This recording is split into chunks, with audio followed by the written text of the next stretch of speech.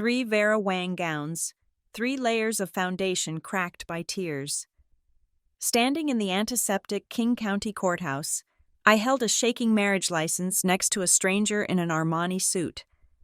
Also jilted thrice, when the clerk joked we should just marry each other. We stared into the abyss and jumped. 10 minutes later, I had a bankrupt billionaire husband, a 6-week pregnancy by my ex, and a contract sparking Seattle's bloodiest revenge. My name is Juniper Hollis. I am 29 years old, and I possess a singular talent for distinguishing a genuine 16th-century Dutch master from a clever modern forgery. Yet I apparently lack the basic cognitive function to identify a lying narcissist when he is sleeping in my bed. I sat on a hard, plastic orange chair in the waiting area of the King County Courthouse, the kind of chair designed to make you leave as quickly as possible. The air smelled of floor wax, stale coffee, and the distinct metallic tang of bureaucratic misery. I was wearing a white silk dress that cost $4,000, a dress that was currently cutting off the circulation to my ribs. It was the 3rd wedding dress I had bought in 4 years. They say 3 is a magic number. For me, it was just a statistic of humiliation. My mind drifted back, unbidden, to the first time.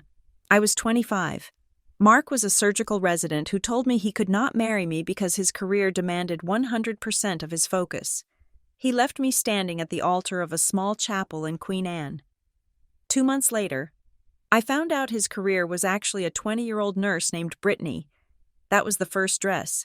I burned it in a trash can behind my apartment complex. Then there was David. I was 27. He blamed his family.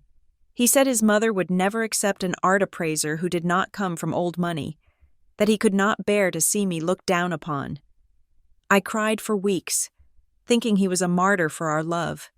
Then I saw the paternity suit filed against him by his ex-girlfriend. He was not protecting me from his mother. He was protecting his trust fund from a scandal. That dress went to a thrift store in Tacoma. And now, there was Bennett Thorne. Bennett, the charming stockbroker with the smile that could sell sand to a desert nomad. Bennett, who had kissed my forehead this morning and told me he would meet me here at 10 o'clock sharp. It was now 10:45. My phone buzzed in my hand. A lethal weapon delivering the final blow. Juniper, baby, I am so sorry. Huge legal trouble at the firm. FBI involved. Can't drag you into this. I have to go underground. I love you too much to ruin your life. Don't look for me. It was a masterful text. Panic, altruism, and vague danger all wrapped up in a few sentences. It might have worked, too, if I was not Juniper Hollis, a woman who investigates provenance for a living. I did not call the FBI. I checked his Instagram. He had blocked me, of course, but he had forgotten to block my burner account, the one I used to track auction house rivals. There he was, posted 3 minutes ago, a picture of 2 glasses of champagne against the turquoise backdrop of the Indian Ocean. The location tag read, Malé, Maldives. The caption read, New Beginnings, and in the reflection of his sunglasses, I could clearly see the bikini-clad figure of his 22-year-old executive assistant. I did not cry. I think I had run out of tears somewhere around the second fiancé. Instead, I felt a cold, jagged shard of ice settle in my chest. I needed health insurance. That was the absurd, practical thought that rose above the heartbreak. I had taken a test this morning, right before putting on the dress. 2 pink lines, 6 weeks along, Bennett's child. And now, Bennett was in the Maldives, and I was unemployed because I had quit my job at the gallery to move to New York with him, another lie he had fed me.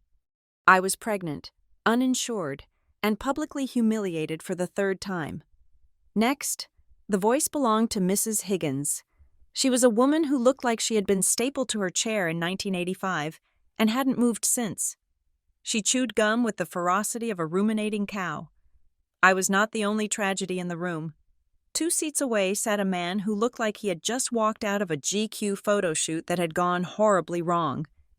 He was wearing a charcoal Armani suit that probably cost more than my student loans. His hair was dark, swept back with precision, but his eyes, God, His eyes looked like the aftermath of a Category 5 hurricane. He was checking his watch for the 50th time. This was Silas Vane.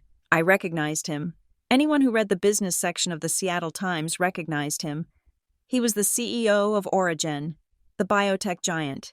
He was supposed to be marrying the daughter of his biggest competitor today. It was the merger of the century, a union that would secure his hold on the company his grandfather built. But the seat next to him was empty. He looked up, and our eyes locked. It was a collision of two train wrecks. He saw the white dress. I saw the empty ring box he was unconsciously flipping open and closed in his hand. "She is not coming," I said. It was not a question. Silas Vane looked at me. His voice was a low baritone, rough with suppressed rage. No, apparently, she decided that running off with her tennis instructor was a better strategic move than merging our portfolios. "My fiancé is in the Maldives," I offered, my voice flat. "With his assistant. He told me the FBI was after him." Silas let out a short, humorless sound that might have been a laugh if he were capable of joy. "3 times," he muttered. "This is the 3rd time I've been left at the altar. I am beginning to think the universe is trying to tell me something." "Me too," I said. 3 times. 3 dresses, 3 lies." Mrs. Higgins slammed a stamp down on her desk, making us both jump. She peered over her spectacles, looking from Silas to me, then back to Silas. She had seen it all: the crying brides, the reluctant grooms, the shotgun weddings. She had 0 patience left for the drama of the wealthy. "Look," Mrs. Higgins croaked, her voice like sandpaper. "I have a lunch break in 15 minutes. You 2 are the only ones left. You are both dressed for it. You both got stood up. You have the licenses. Why don't you 2 just marry each other and save me the paperwork of canceling the slot? At least you know neither of you is flighty." It was a joke, a crude, insensitive, bureaucratic joke. But we did not laugh. The air in the room seemed to freeze. The hum of the vending machine in the corner became deafeningly loud. I looked at Silas Vane. I saw the desperation behind the steely gaze. I knew the rumors if he did not marry by his 33rd birthday, which I recalled reading was next week. The voting rights of his grandfather's shares would revert to the board that wanted to oust him. He needed a wife, any wife, to keep his legacy. And I looked at the man who represented everything I despised about the transactional nature of the upper class. But I also saw a lifeline. I saw premium health insurance. I saw a shield against the pitying looks of my family. I saw a way to crush Bennett Thorne. Imagine Bennett's face when he lands from the Maldives and finds out his rejected ex-fiancée is now the wife of a billionaire. Silas stood up. He walked over to me, his movements predatory and precise. He did not kneel. He did not offer romance. He offered a merger. "I need to be married to access my trust and secure my position as CEO," he said, his voice low so Mrs. Higgins could not hear the details. "If I walk out of here single, I lose my company. I lose everything I have worked for since I was 20. "I am pregnant," I whispered back, the words tumbling out before I could stop them. "It is my ex's. I have no insurance. I quit my job for him. I have nothing." Silas didn't blink. He didn't look at my stomach. He looked at my eyes. "I don't care about the biological details. I need a legal spouse. You need security. We can help each other." "A revenge marriage?" I asked. "A strategic alliance," he corrected. 1 year. That is all I need. 1 year to solidify my control over the board.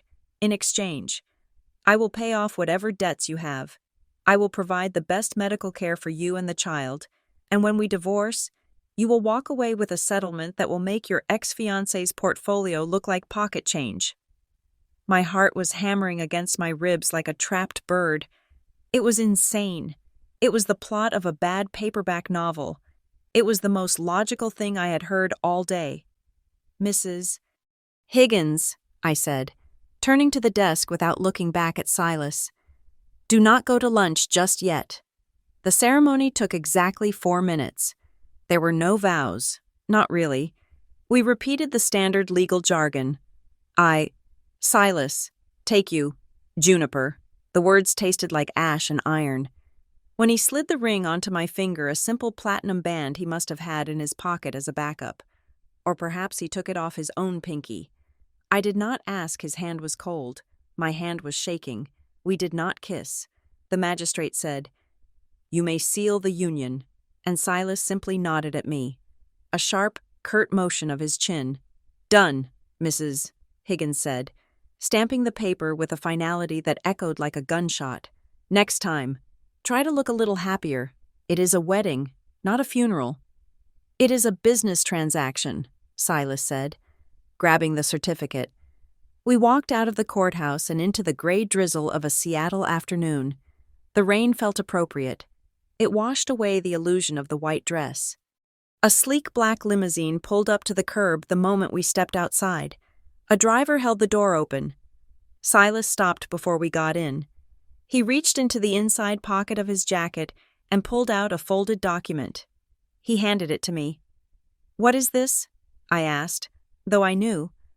"A prenuptial and postnuptial agreement, drafted by my lawyers this morning in anticipation of my original fiancé," he said. "We will just need to amend the name. Read the addendum I am about to verbally add. You play the role of the devoted wife for 365 days. You attend galas, family dinners, and board meetings. You smile when I touch your waist. You look at me with adoration in public. In private, we are strangers. No intimacy, no emotional demands. I pay for everything. I acknowledge the child as my stepchild for legal purposes to ensure privacy and security. After 1 year, we file for an irreconcilable differences divorce. You get $5 million in the house in Aspen. Do you agree?" $5 million? I repeated. It was more money than I would make in 10 lifetimes of appraising paintings. $10 million if you can convince my stepmother that we are actually in love, he added, his eyes narrowing. She is the one trying to take the company. I can spot a fake from a mile away. Silas, I said, gripping the paper. Which means I know exactly how to paint a forgery. Deal. We shook hands. No kiss, just a handshake on the sidewalk, sealing our fate. The drive to his penthouse was silent. I watched the city blur past the coffee shops where I used to meet Bennett, the parks where we talked about names for children we would never have. It all felt like a movie reel from someone else's life. When the elevator doors opened directly into his apartment, I felt a chill that had nothing to do with the air conditioning. The penthouse was expansive, covering the entire top floor of the Origin Tower. Floor-to-ceiling windows offered a panoramic view of the Sound, gray and churning, but the interior was sterile, white marble floors, black leather furniture, abstract chrome sculptures that looked like torture devices. There were no photographs, no books, no clutter. It was not a home. It was a tax write-off with a view. "The guest wing is to the east," Silas said, tossing his keys onto a glass table that looked like it would shatter if you breathed on it wrong. "That is your territory. The master wing is mine. We meet in the common areas only when necessary or when staff is present. My chef arrives at 6 a.m. Do not speak to him about personal matters. My driver is available to you 24/7. Do not abuse the privilege." He loosened his tie. The first sign of human exhaustion I had seen. He looked at me, standing there in my damp, wrinkled wedding dress, clutching my stomach where a secret life was growing. "Welcome home, Mrs. Vane," he said. The title sounded like an insult. "Try not to break anything. Everything in here is worth more than your life. I am an art appraiser." "Silas," I shot back, my chin lifting. "I know the value of things, and I know the difference between value and price. You have a lot of expensive things. But this place has no value." He stared at me for a second, a flicker of surprise crossing his face, before he turned his back and walked toward his wing. "Just make sure you are ready by tomorrow evening. My family is coming for dinner, and you need to give the performance of your life." He closed the heavy oak door to his room, the sound echoing through the empty cavern of the penthouse. I stood alone in the center of the room. the silence pressing in on me. I looked down at the platinum band on my finger. It felt heavy. I placed a hand on my belly. "Well, kid," I whispered to the empty room, "Daddy is a monster, and your stepfather is an icicle, but at least we are not going to be poor." I kicked off my heels, leaving them on the pristine white marble, and walked toward the east wing to start the first day of my life as a fraud. 24 hours is not a long time. It is barely enough time for the Earth to complete a single rotation. Yet it was apparently all the time Silas Vane deemed necessary to transform me from a jilted art appraiser into the matriarch of a biotech empire. My transformation began not with a glass slipper, but with a non-disclosure agreement and a team of 3 personal stylists who looked at my wardrobe with the same pity one might reserve for a 3-legged dog. By 10 in the morning on the day following our courthouse transaction, my closet at the penthouse had been gutted. My comfortable cardigans and sensible slacks were replaced by rows of silk, cashmere, and structured blazers that cost more than my college tuition. Silas had left a dossier on the kitchen island, a 3-inch binder made of black leather. It contained the psychological profiles of every board member, the dietary restrictions of his top investors, and most importantly, a detailed breakdown of the Vane family tree, which read more like a hierarchy of venomous snakes than a genealogy.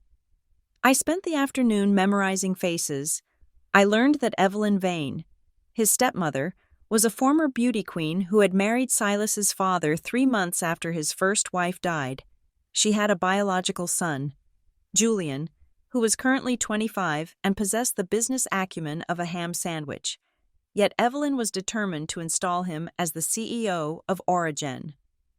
I was reciting the names of the board members while trying to navigate the complex coffee machine when the intercom buzzed. The doorman's voice was apologetic.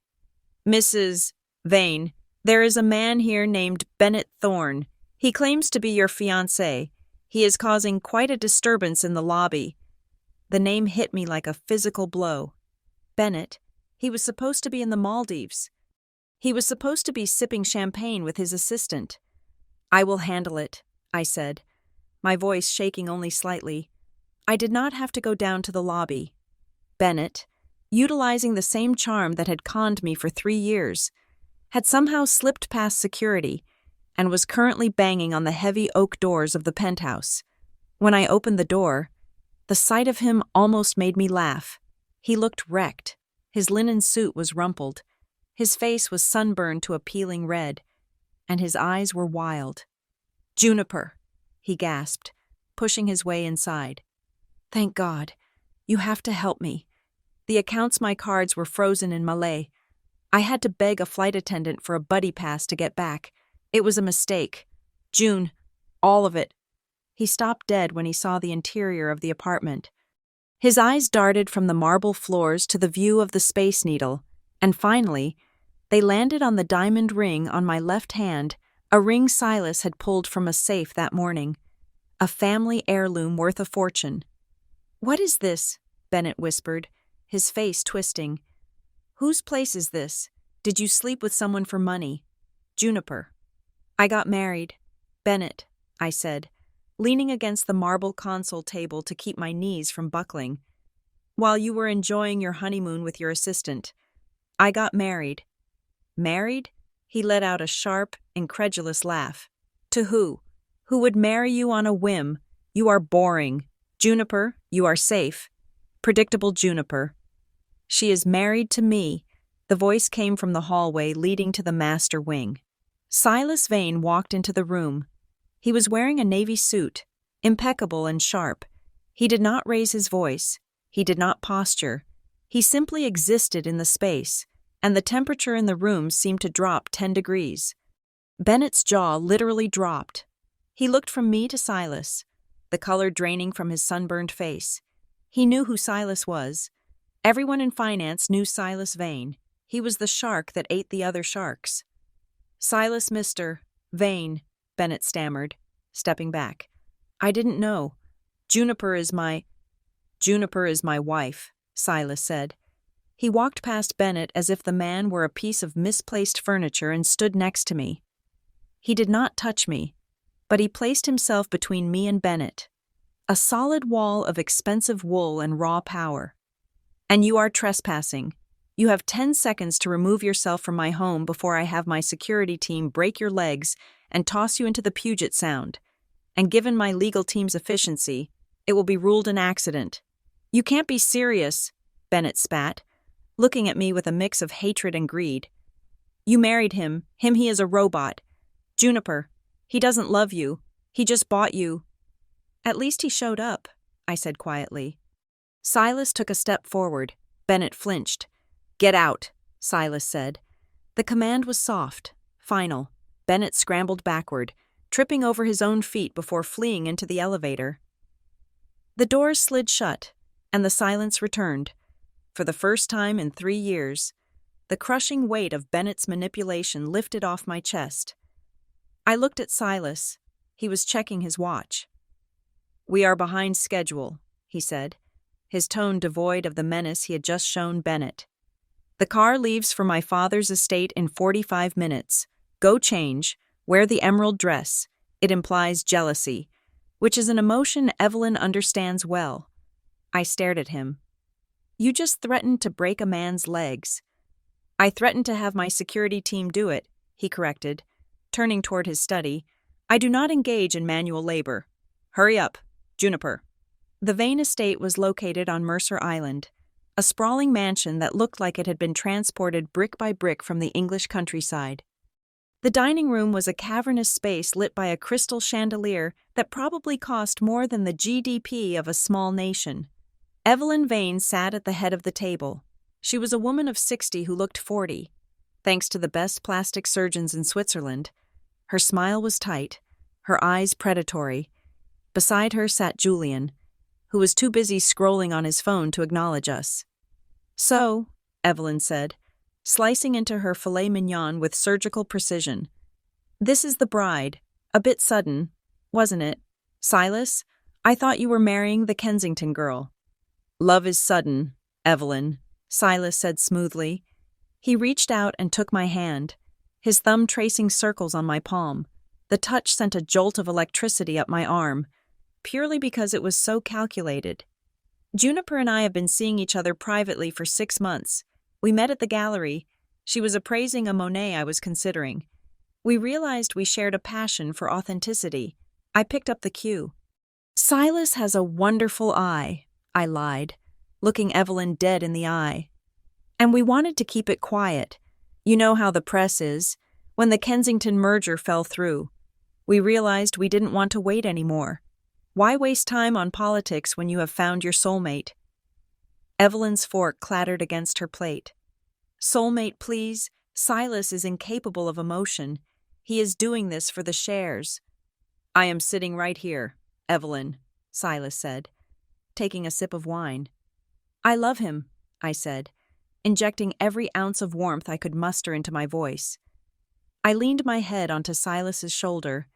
The fabric of his suit smelled of sandalwood and cold rain. And he loves me. I know it is hard for you to understand, given your history. Silas stiffened slightly, then relaxed. It was a low blow referencing her strategic marriage to his father, but it worked. Evelyn's face turned a shade of puce that clashed with her pearls.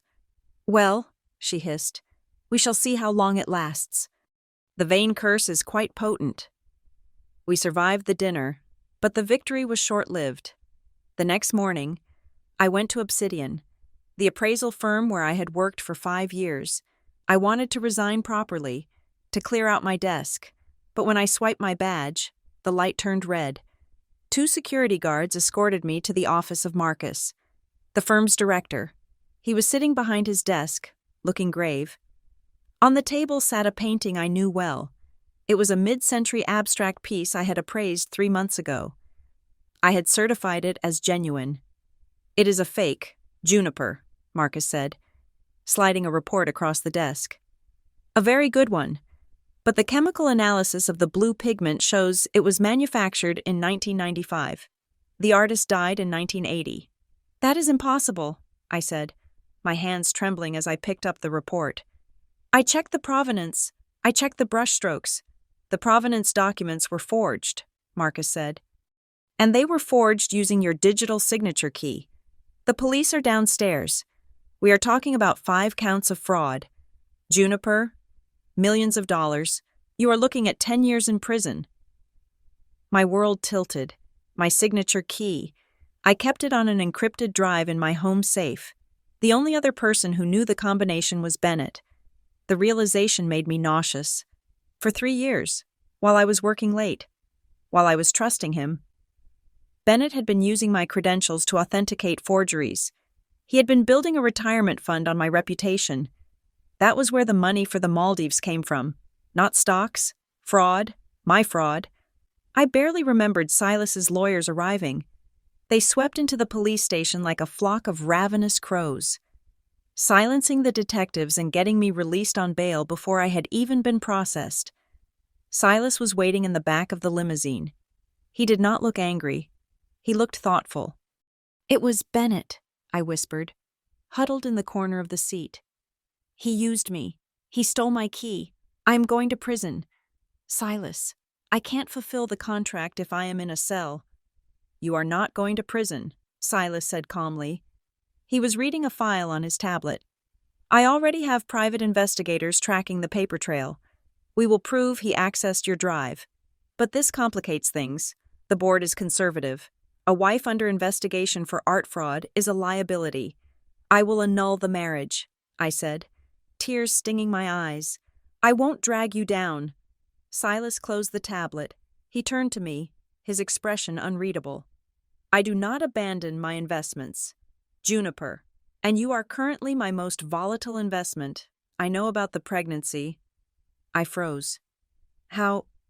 I have access to your medical records now that you are on my insurance, he said. It is Bennett's child, which means you are carrying the child of the man who is trying to frame you. That is poetic, in a tragic sort of way. Are you going to throw me out? No, he said. I have a proposition. I will put the full weight of the Origen legal department behind you. We will crush Bennett. We will clear your name. But in return, I need you to do more than just smile at parties. 3 of my key board members are avid art collectors. They view me as a Philistine. You are going to charm them. You are going to become their advisor. You are going to make them love you. And by extension, vote for me. You want me to use art to save your company while I am being accused of art fraud. Precisely, Silas said. The best place to hide is in plain sight. Arrogance is the best defense. Suddenly, the car swerved slightly around a corner. The motion triggered something in my stomach. The morning sickness, delayed by adrenaline, hit me with the force of a tsunami. I clamped a hand over my mouth. Stop the car, I gagged. Silas tapped the partition instantly. The driver pulled over. I barely made it to the curb before I was retching into a storm drain. It was humiliating. I was wearing a $6,000 suit, married to a billionaire, and vomiting on a public street in downtown Seattle. I expected Silas to look away in disgust. I expected him to hand me a handkerchief and wait in the car. Instead, I felt a hand on my back. It was firm, warm, and surprisingly gentle. He held my hair back with his other hand, shielding me from the view of the passing traffic with his body. He didn't say a word. He just stood there, in his Italian leather shoes, waiting until I was finished. When I finally straightened up, wiping my mouth with the back of my hand, he handed me a bottle of water he had retrieved from the car. Better, he asked. There was no mockery in his voice. I am sorry, I rasped. This is not part of the deal. The deal covers sickness and health, he said, his voice dropping to a register that felt dangerously intimate. He reached out and brushed a stray hair from my forehead. His fingers lingered for a fraction of a second too long. You are carrying a heavy load. Juniper, let me carry the rest. For a moment, standing there in the drizzle, the transaction faded. I looked at him and saw not a CEO, but a man who had also been abandoned. A man who was trying to build a fortress around his life so he would never be hurt again, and he was extending that fortress to include me. Okay, I whispered. He guided me back to the car. As we drove away, I didn't see the black sedan parked across the street. I didn't see the telephoto lens snapping pictures of my sickness. And I didn't see Bennett sitting in the passenger seat of that sedan, holding a phone to his ear. "She is sick," Bennett said into the phone, a cruel smile playing on his lips. "She is vulnerable, and Silas is protecting her. If we want to destroy him, Evelyn, we don't attack the company. We attack the wife. And I know exactly where her skeletons are buried." On the other end of the line, Evelyn Vane laughed. "Bring me the shovel. Bennett, let's dig." The letter from Obsidian was delivered by a courier who refused to look me in the eye. It was a single sheet of heavy cream-colored cardstock, the same stationery I had used for 5 years to certify masterpieces worth millions. Now, it certified my destruction. "Suspended indefinitely, pending internal investigation," it read. The words were polite, corporate, and lethal. I stood by the floor-to-ceiling window of the penthouse, looking down at the street below. It was swarming. News vans were double-parked along 4th Avenue, and a sea of cameras was pointed up at our tower. The headlines were already flashing across the tickers on the television Silas had left muted in the background.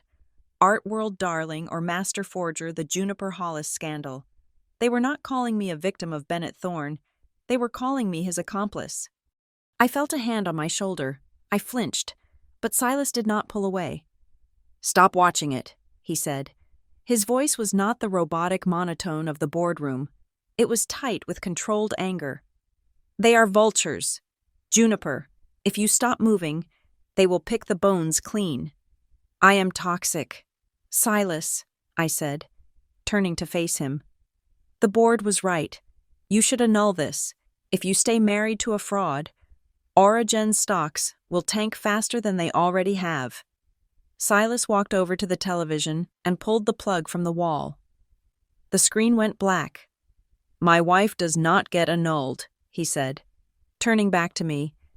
"And no one is permitted to attack a member of the Vane family without consequences. I have hired a private investigation firm, not the corporate ones I use for background checks. These are the people you call when you need to find a needle in a stack of needles. And you are willing to burn the haystack to do it." 2 hours later, the penthouse living room had been transformed into a war room. 3 men in nondescript suits were laying out photographs on the coffee table. One of them, a man with a scar running through his eyebrow named Cole, pointed to a grainy image of a warehouse in the industrial district of Sodo. "We tracked Bennett's movement from 3 months ago using traffic cam footage and toll booth records," Cole said. "He went to this location twice a week. Usually after midnight, it is leased under a shell company. The forgery lab," I breathed. "It has to be." "We move now," Silas commanded. He grabbed his coat. "If the evidence is there, we hand it to the FBI on a silver platter." The drive to the warehouse was tense.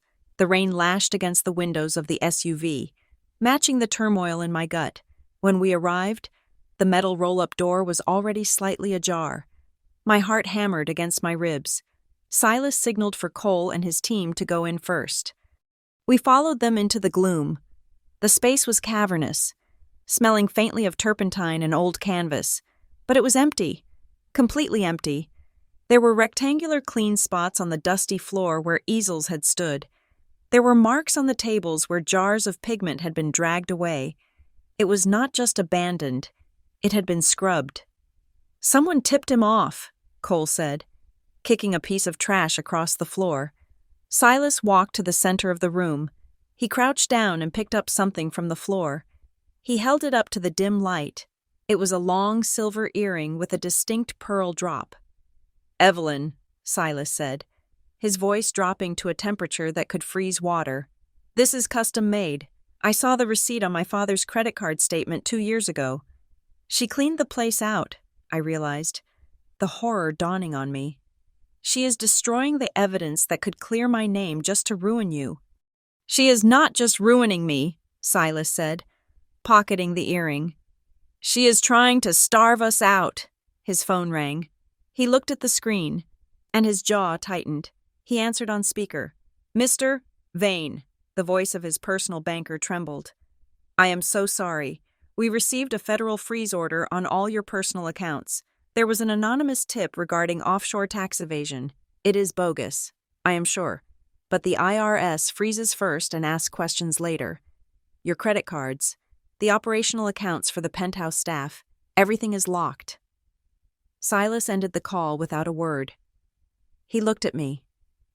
We were standing in an empty warehouse, surrounded by the ghosts of forgeries.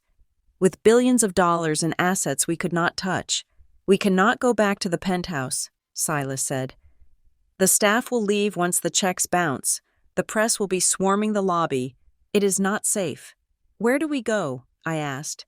I have $40 in my purse. I have a place, Silas said. It is not in the portfolio.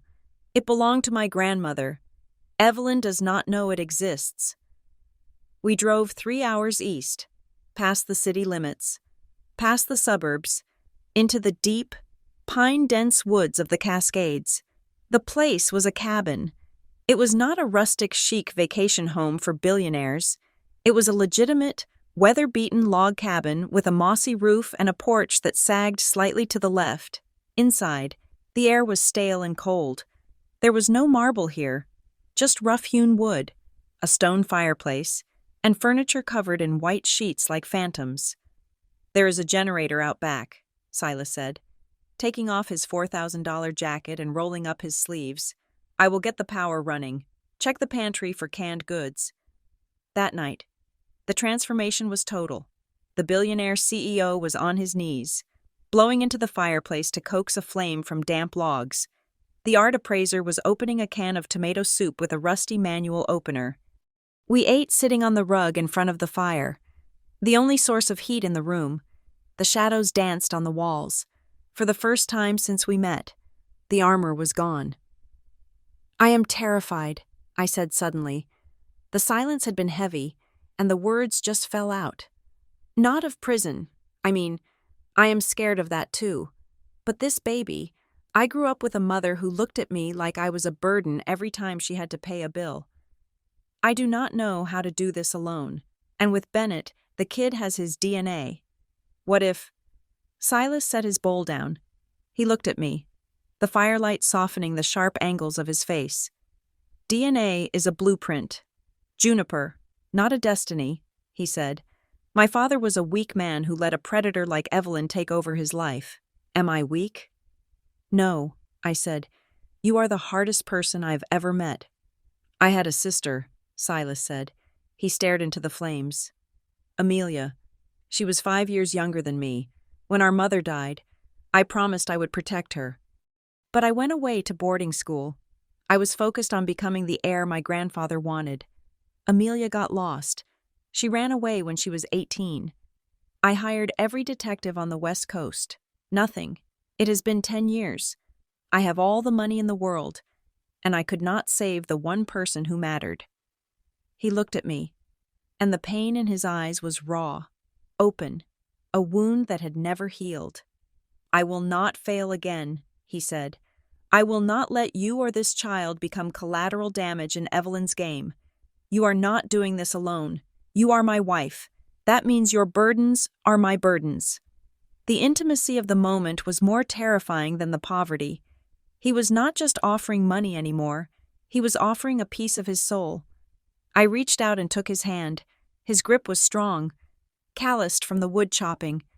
We fell asleep right there on the rug, my head on his shoulder, the storm raging outside the cabin. 2 days later, the peace was shattered. Silas's burner phone buzzed. It was a text from an unknown number. I worked for Bennett. I know where he moved the paintings. I want $50,000 in cash. Meet me at the old lumber yard in Snoqualmie. Come alone. It is a trap, I said, reading the message over his shoulder. It is our only lead, Silas said, checking the magazine of a handgun I did not know he had brought. If we find those paintings, we prove Bennett is the forger. We end this. I am coming with you, I insisted. No. I can identify the paintings. Silas, you cannot. You need me, he argued. But he knew I was right. We drove to the lumber yard in silence. The place was a graveyard of rusted machinery and rotting wood. We waited in the shadow of a massive crane.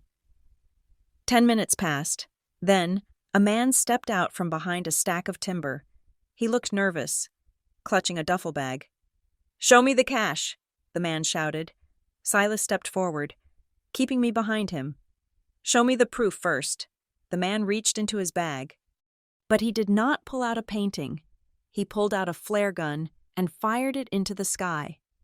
"Run!" Silas roared, shoving me back toward the car. From the shadows, 3 figures emerged. They were not wearing suits. They were wearing ski masks and wielding crowbars. This was not a corporate negotiation. It was a street hit. Bennett had hired thugs. Silas didn't run. He turned to face them. Buying me time, I fumbled with the car door, screaming for him. I saw Silas dodge a swing from a lead pipe, countering with a brutal punch to the attacker's throat. He moved with a violence I had never seen, a release of all the pent-up rage of the last week. But there were too many of them. One of the men circled back, aiming for me. I froze. Silas saw him. He broke away from the 2 men he was fighting and threw himself between me and the attacker. The crowbar connected with a sickening crunch against Silas's ribs. He grunted, collapsing to one knee, but he didn't go down. He tackled the man, driving him into the mud. Sirens wailed in the distance. Someone must have seen the flare. The attackers panicked and scattered into the woods. Silas tried to stand, but he stumbled. He clutched his side, his face gray. "Silas," I screamed, running to him. "Get in the car," he wheezed, blood trickling from his lip. "Drive." The drive to the nearest hospital was a blur of tears and terror. I drove with one hand on the wheel and one hand pressing a towel against Silas's side. But the stress was taking its toll on me too. A sharp, cramping pain radiated through my lower abdomen. By the time we burst into the emergency room, Silas was barely conscious, and I was doubled over. "My wife," Silas gasped to the nurses rushing toward us. "Help my wife first." They separated us. I was wheeled into obstetrics. He was taken to trauma. Hours later, I woke up in a dim hospital room. A doctor was adjusting an IV drip. "The baby?" I asked, my voice a whisper. "The heartbeat is faint, but it is there," the doctor said gently. "You are experiencing extreme stress-induced complications. You need absolute bed rest. Mrs. Vane, any more shocks, and you will lose the pregnancy." The door opened. Silas was there. He was in a wheelchair, his torso wrapped heavily in bandages, his face bruised and swollen. He had refused to stay in his room. He wheeled himself to the side of my bed. "I am here," he said, taking my hand. His grip was weaker, but his eyes were fierce. "I am not going anywhere." "You have 2 broken ribs," I said, tears leaking from my eyes. "You idiot! You could have died." "I told you," he said, bringing my hand to his lips. "No one touches my wife." He stayed awake all night, sitting in that uncomfortable wheelchair, watching the monitor that tracked the baby's heartbeat. Every time the rhythm dipped, his hand tightened on mine. Just as the sun began to rise, painting the sky in bruises of purple and orange, my phone on the bedside table lit up. It was not a number I recognized, but I knew the sender. I picked it up. The message was simple. I saw the news about the lumber yard. Too bad Silas survived. But next time, I won't miss. Abort the brat and divorce him, Juniper, or I will release the evidence that you embezzled $500,000 from the gallery account. I have the bank transfers with your digital signature ready to go. You have 24 hours. I stared at the screen. Bennett was not just trying to frame me for forgery anymore. He was threatening to bury me under so many lies that the truth would never dig me out. I looked at Silas, who had finally drifted into a fitful sleep, his chest rising and falling painfully. I was trapped. If I stayed, I destroyed Silas. If I left, I destroyed myself. I turned off the phone, and for the first time in my life, I truly understood what it meant to have nothing left to lose. The silence was the loudest thing I had ever heard. It was not the silence of an empty room or a quiet forest. It was the absolute, vacuum-sealed silence of a life that had ceased to exist before it had truly begun. In the hospital room, the rhythmic whoosh-whoosh of the fetal monitor had been the soundtrack of my anxiety for 24 hours, and then, quite suddenly, it stopped. The doctor did not need to say the words. I saw it in the way his shoulders slumped, in the way the nurse turned off the screen so I would not have to look at the flat, green line. I lost the baby on a Tuesday morning. The stress, the trauma, the physical impact of the car ride, and the sheer weight of Bennett's malice had been too much. My body, which I had always relied on to be sturdy and sensible, had finally given up. I did not cry immediately. I felt hollowed out, as if someone had reached inside me and scooped out not just the pregnancy but my lungs, my heart, and my will to breathe. Silas was there. He had refused to leave the room, even when the nurses suggested he wait outside during the procedure. He sat in the hard plastic chair, his hand gripping mine so tightly his knuckles were white. He did not offer platitudes.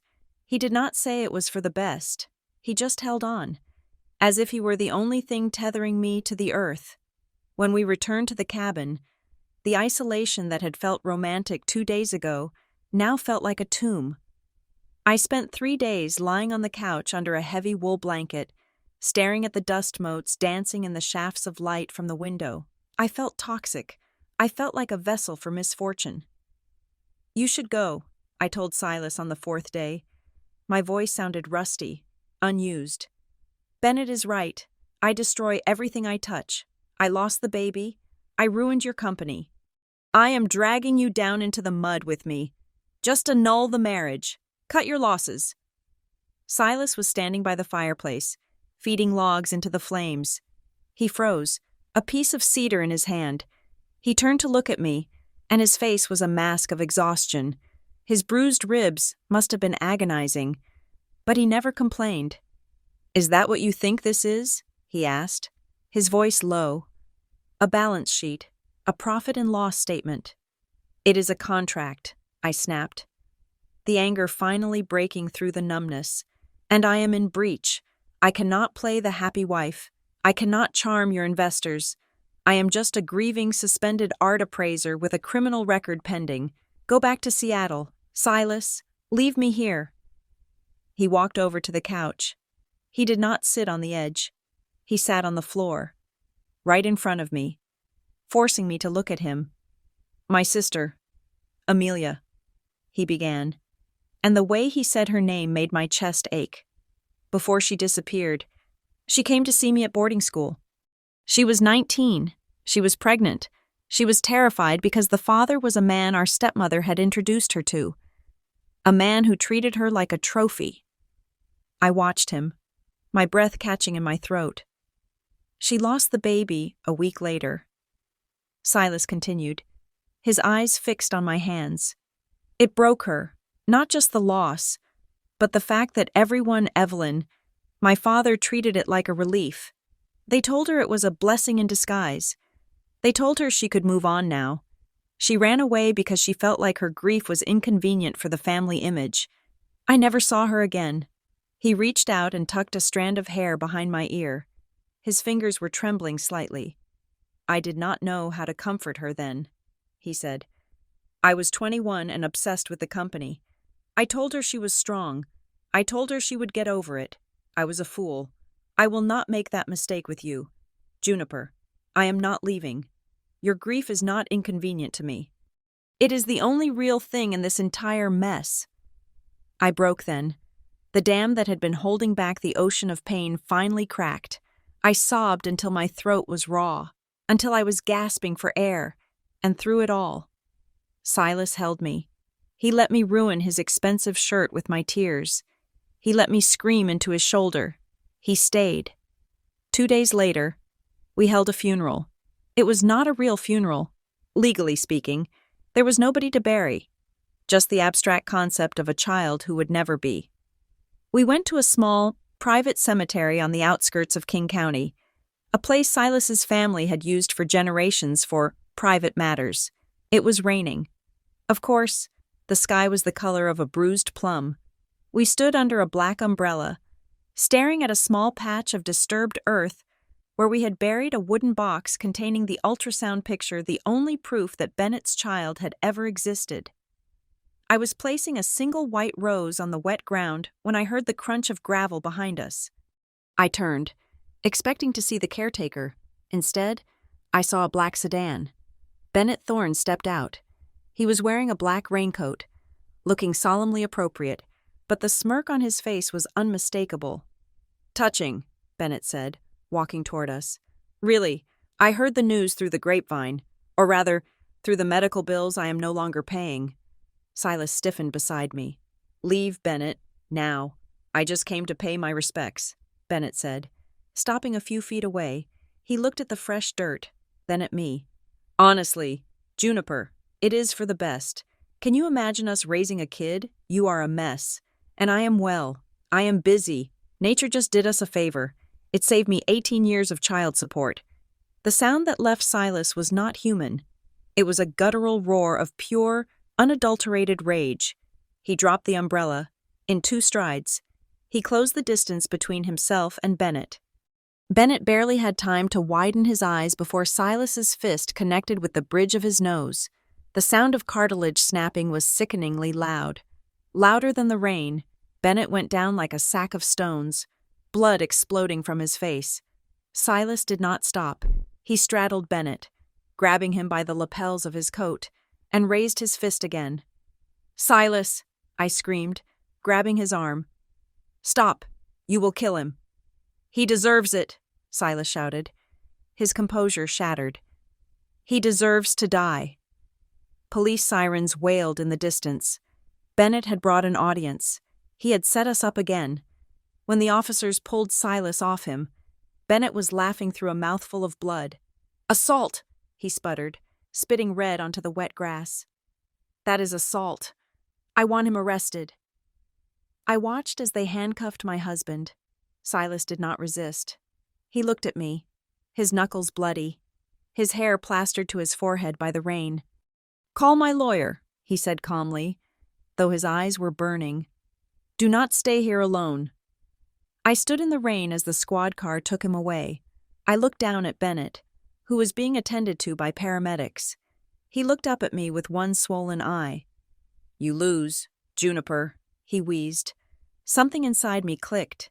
It was the sound of a lock engaging.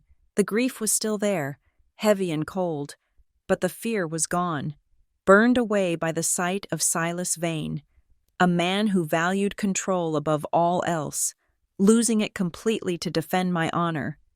"No, Bennett," I said, my voice steady over the sound of the rain. "You just made the biggest mistake of your life. You made me angry." I did not go back to the cabin to cry. I went back to the penthouse.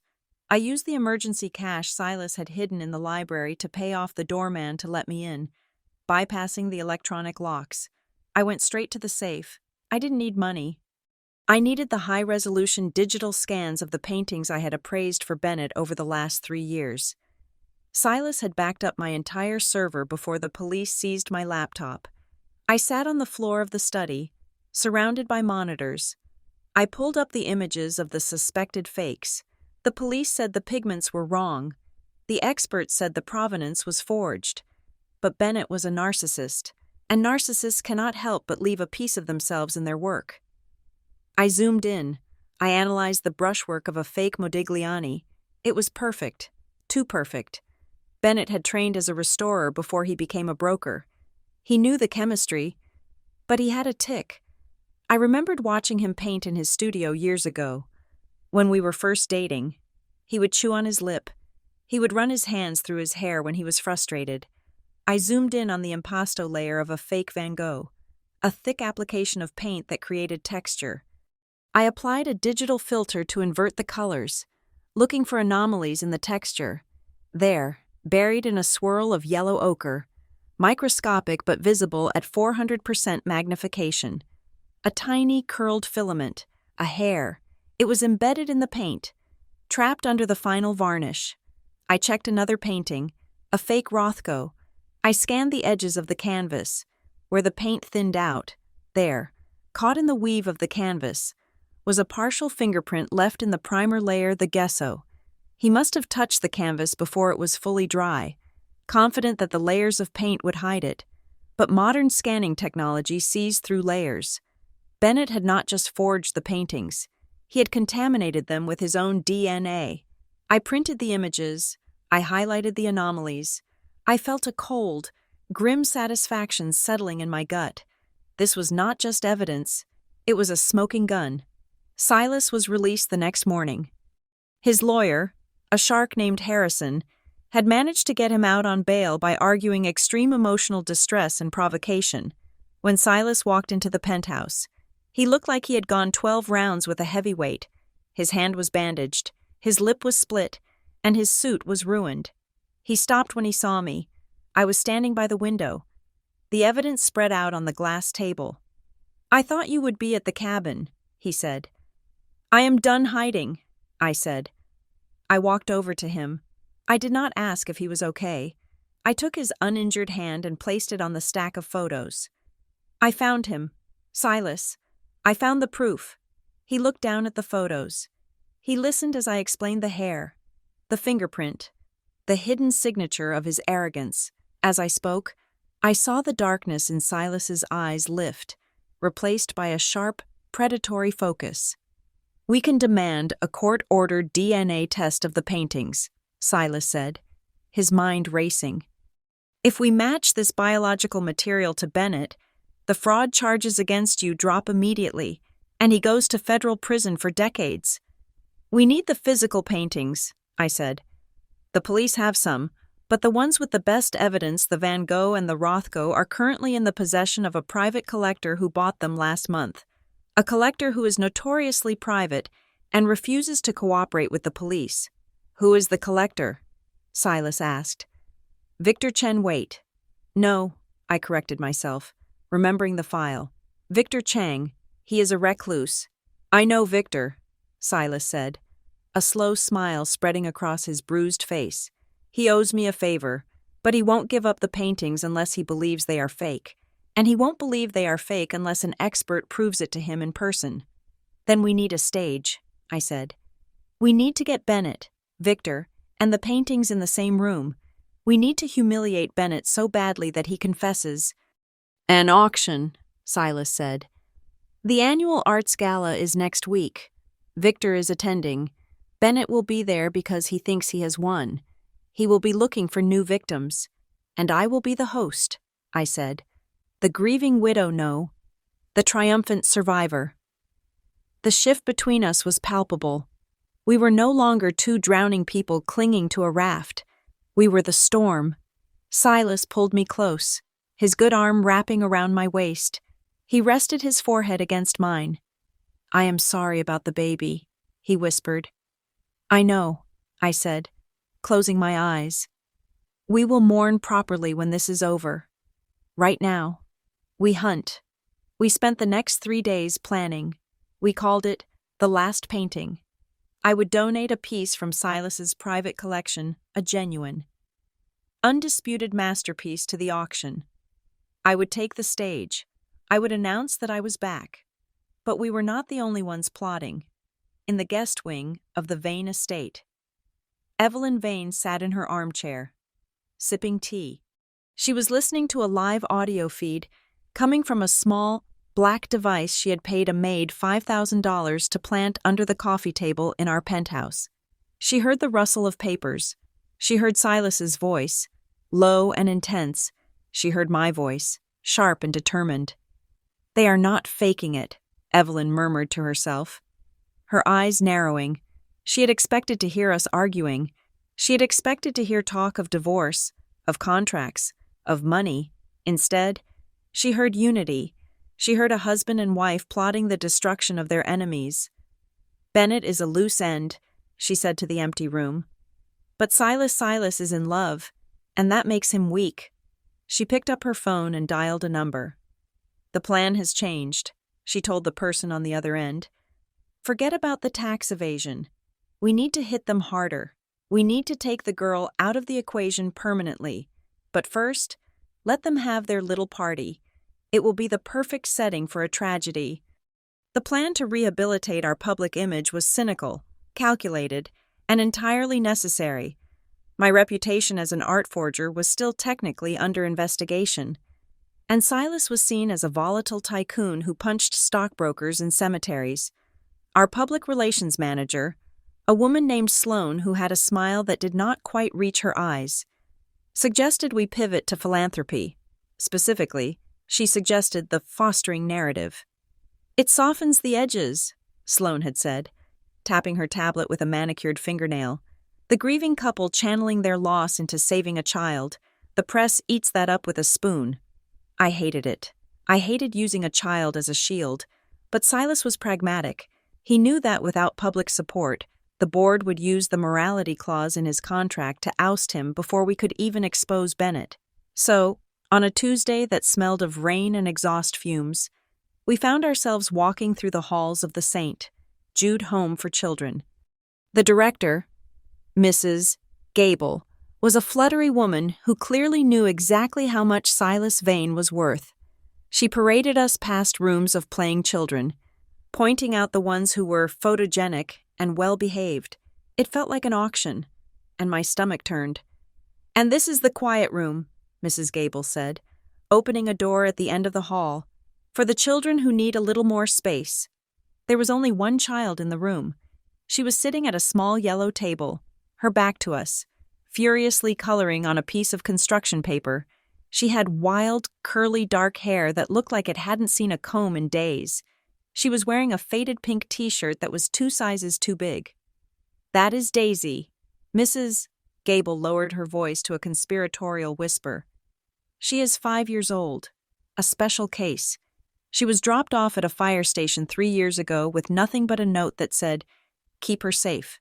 She has not spoken a single word since. We think there is significant trauma. She is not exactly adoptable material." Silas, who had been stiff and silent the entire tour, stepped into the room. He walked toward the girl with a hesitation I had never seen in him.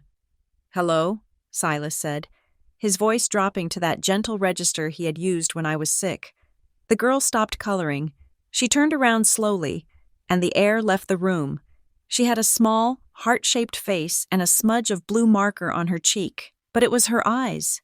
They were a startling, piercing gray-blue, the exact shade of a winter sea, the exact shade of Silas Vane's eyes. I saw Silas freeze. He looked at this little girl, this mute, abandoned thing, and something shattered behind his stony expression. He knelt down, ignoring the dust on his trousers, so he was eye level with her. "What are you drawing?" "Daisy?" he asked. She didn't speak. She simply pushed the paper toward him. It was a chaotic swirl of black and red crayon. Silas looked at the drawing, then at the girl. He reached out a hand, palm up. Daisy stared at it for a long moment. Then, with the caution of a feral cat, she placed her small, marker-stained hand in his. "We will take her," Silas said, not looking back at me or Mrs. Gable. "We will take her home today." "Mr. Vane, the paperwork usually takes weeks," Mrs. Gable stammered. "There are background checks, home visits. I will make a donation to the wing that will cover your operating costs for the next 10 years, Silas said, standing up and lifting Daisy into his arms as if she weighed nothing. "Have the papers ready in an hour." The transformation of the penthouse was immediate and jarring. The cold, museum-like quality of our home was invaded by the chaotic reality of a 5-year-old. We bought clothes, toys, and a bed that looked like a castle. We turned the guest room next to mine into a sanctuary of soft blankets and nightlights. Daisy did not speak, but she occupied space in a way that felt monumental. She would follow Silas around the apartment like a shadow. When he was on conference calls, she would sit under his desk, coloring on his discarded meeting notes. When I was cooking, she would stand on a stool and hand me ingredients, her serious little face watching my every move. For me, it was a balm. The ache of my miscarriage was still there, a dull throb in the background, but caring for Daisy gave me a place to put that love. I brushed her hair. I read her stories about brave knights and dragons. I kissed her forehead before she went to sleep. But it was Silas who changed the most. The man who claimed he was incapable of emotion, who treated marriage like a merger, melted.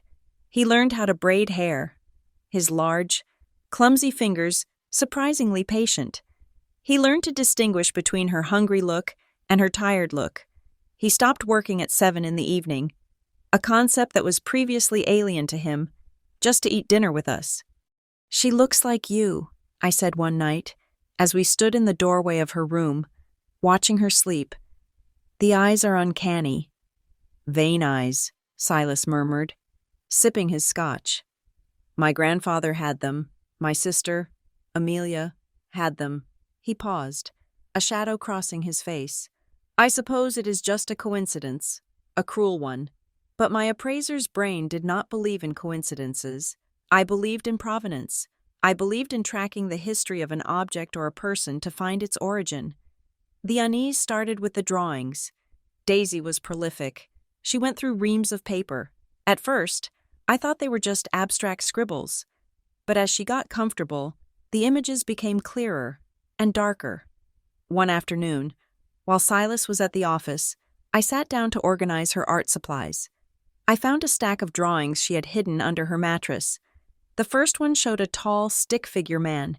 He had a jagged red line running down one side of his face.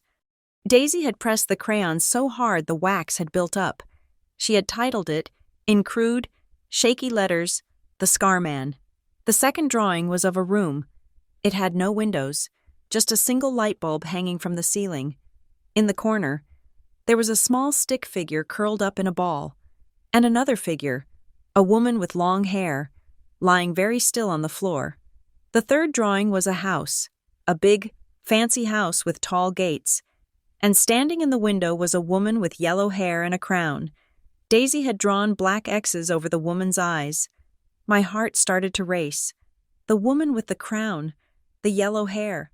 It looked terrifyingly like Evelyn Vane. I took the drawings and went to the study. I logged into the private investigator's database that Silas had given me access to. I pulled up the file on Daisy.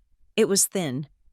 Abandoned at Fire Station 12 on March 4th, 2023. I cross-referenced the date, March 4th. Then I pulled up the file on Amelia Vane, Silas's missing sister. She had disappeared 10 years ago, but there had been a sighting, a rumor, really, 5 years ago. A nurse at a clinic in Oregon had reported treating a woman who matched Amelia's description. The woman was pregnant. The report had been dismissed by the police as a false lead. I looked at the date of the sighting. It was exactly 5 years and 6 months ago. Daisy was 5. The math clicked into place with the precision of a safe lock. I dug deeper. I looked at the trust documents for the Vane family, specifically the grandfather's will. It was a dense legal text, but one clause stood out. The controlling interest in origin shall pass to the first direct descendant of the Vane bloodline to produce a living heir. Silas didn't have children. Evelyn's son, Julian, didn't have children, but Amelia did. If Daisy was Amelia's daughter, she was the key to the entire fortune. She was the reason Silas could lose everything, or gain everything. And if Evelyn knew, I felt a chill that went straight to my marrow. Evelyn Vane knew. She had to. The queen in the drawing. The fact that Daisy was abandoned. Not killed. Evelyn couldn't kill a child, it was too messy. Too risky. But she could hide her. She could keep her in a dark basement until she was old enough to be a threat, or until she could be disposed of quietly. I waited for Silas to come home when he walked through the door, looking tired but happy to see us. I pulled him into the soundproof study. I laid the drawings and the timeline on the desk. "Juniper, what is this?" he asked, loosening his tie. "It is provenance." "Silas," I said, my voice shaking. "It is the history of a lost girl." I walked him through it. The eyes, the timeline, the clause in the will, the drawings. When I showed him the picture of the dark basement with the woman lying still, Silas went pale. He picked up the drawing, his hands trembling violently. "Amelia," he choked out. "She drew Amelia." "I think Evelyn kept her," I whispered. I think she kept Amelia prisoner. Maybe Amelia died in that basement, and Evelyn dumped Daisy at a fire station to get rid of the evidence without having blood on her hands. Silas didn't scream. He didn't punch a wall. He went completely, terrifyingly still. It was the stillness of a predator before the kill. Tears were streaming down his face, silent and hot, but his eyes were pure ice. She stole my sister, Silas said, his voice sounding like it was coming from a great distance. She stole her life, and she tried to erase her child. She hid Daisy to stop you from inheriting the full control, I said, because if Daisy exists, the grandfather's shares go to her, and you would be her guardian. Evelyn would be cut out completely. Silas looked at the door, toward the room where Daisy was sleeping, the girl he had saved.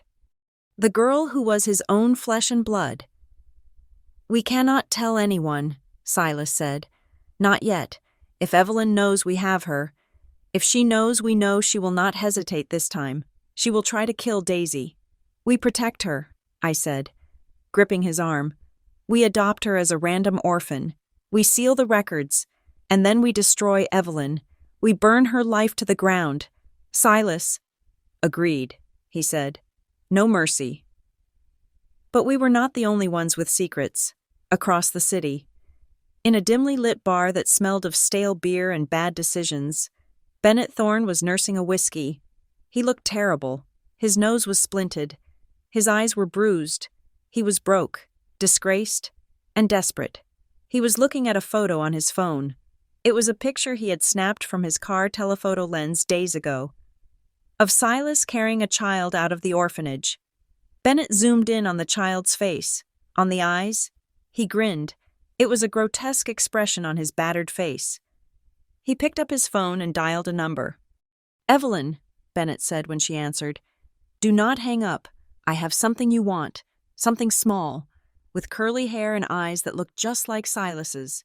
There was a silence on the other end. Then, Evelyn's voice, sharp as a razor. What do you know? I know you lost something a few years ago, Bennett said, swirling his drink. And I know where it is. Silas found the girl. But here's the good news. I don't think he knows who she is yet. He just thinks he's playing hero. But I know. And for the low price of $5 million and a flight to Brazil, I will help you get her back before he figures it out. Meet me, Evelyn said. Tonight. Bennett hung up. He looked at the photo of Daisy one last time. Sorry, kid, he muttered. Nothing personal. Just business. It was a Saturday morning. The kind that deceives you into believing happiness is a permanent state of being rather than a fleeting anomaly. We were in the kitchen. Silas Vane, the man who terrified Wall Street, was currently wearing a t-shirt covered in flour, attempting to flip a pancake shaped like a bear for a 5-year-old girl who was watching him with wide, worshipful eyes.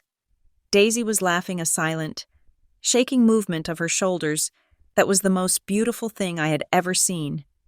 Then the doorbell rang. It was not the polite chime of a delivery or a guest. It was a sustained, demanding press. Silas wiped his hands on a towel, his brow furrowing. The doorman usually called up.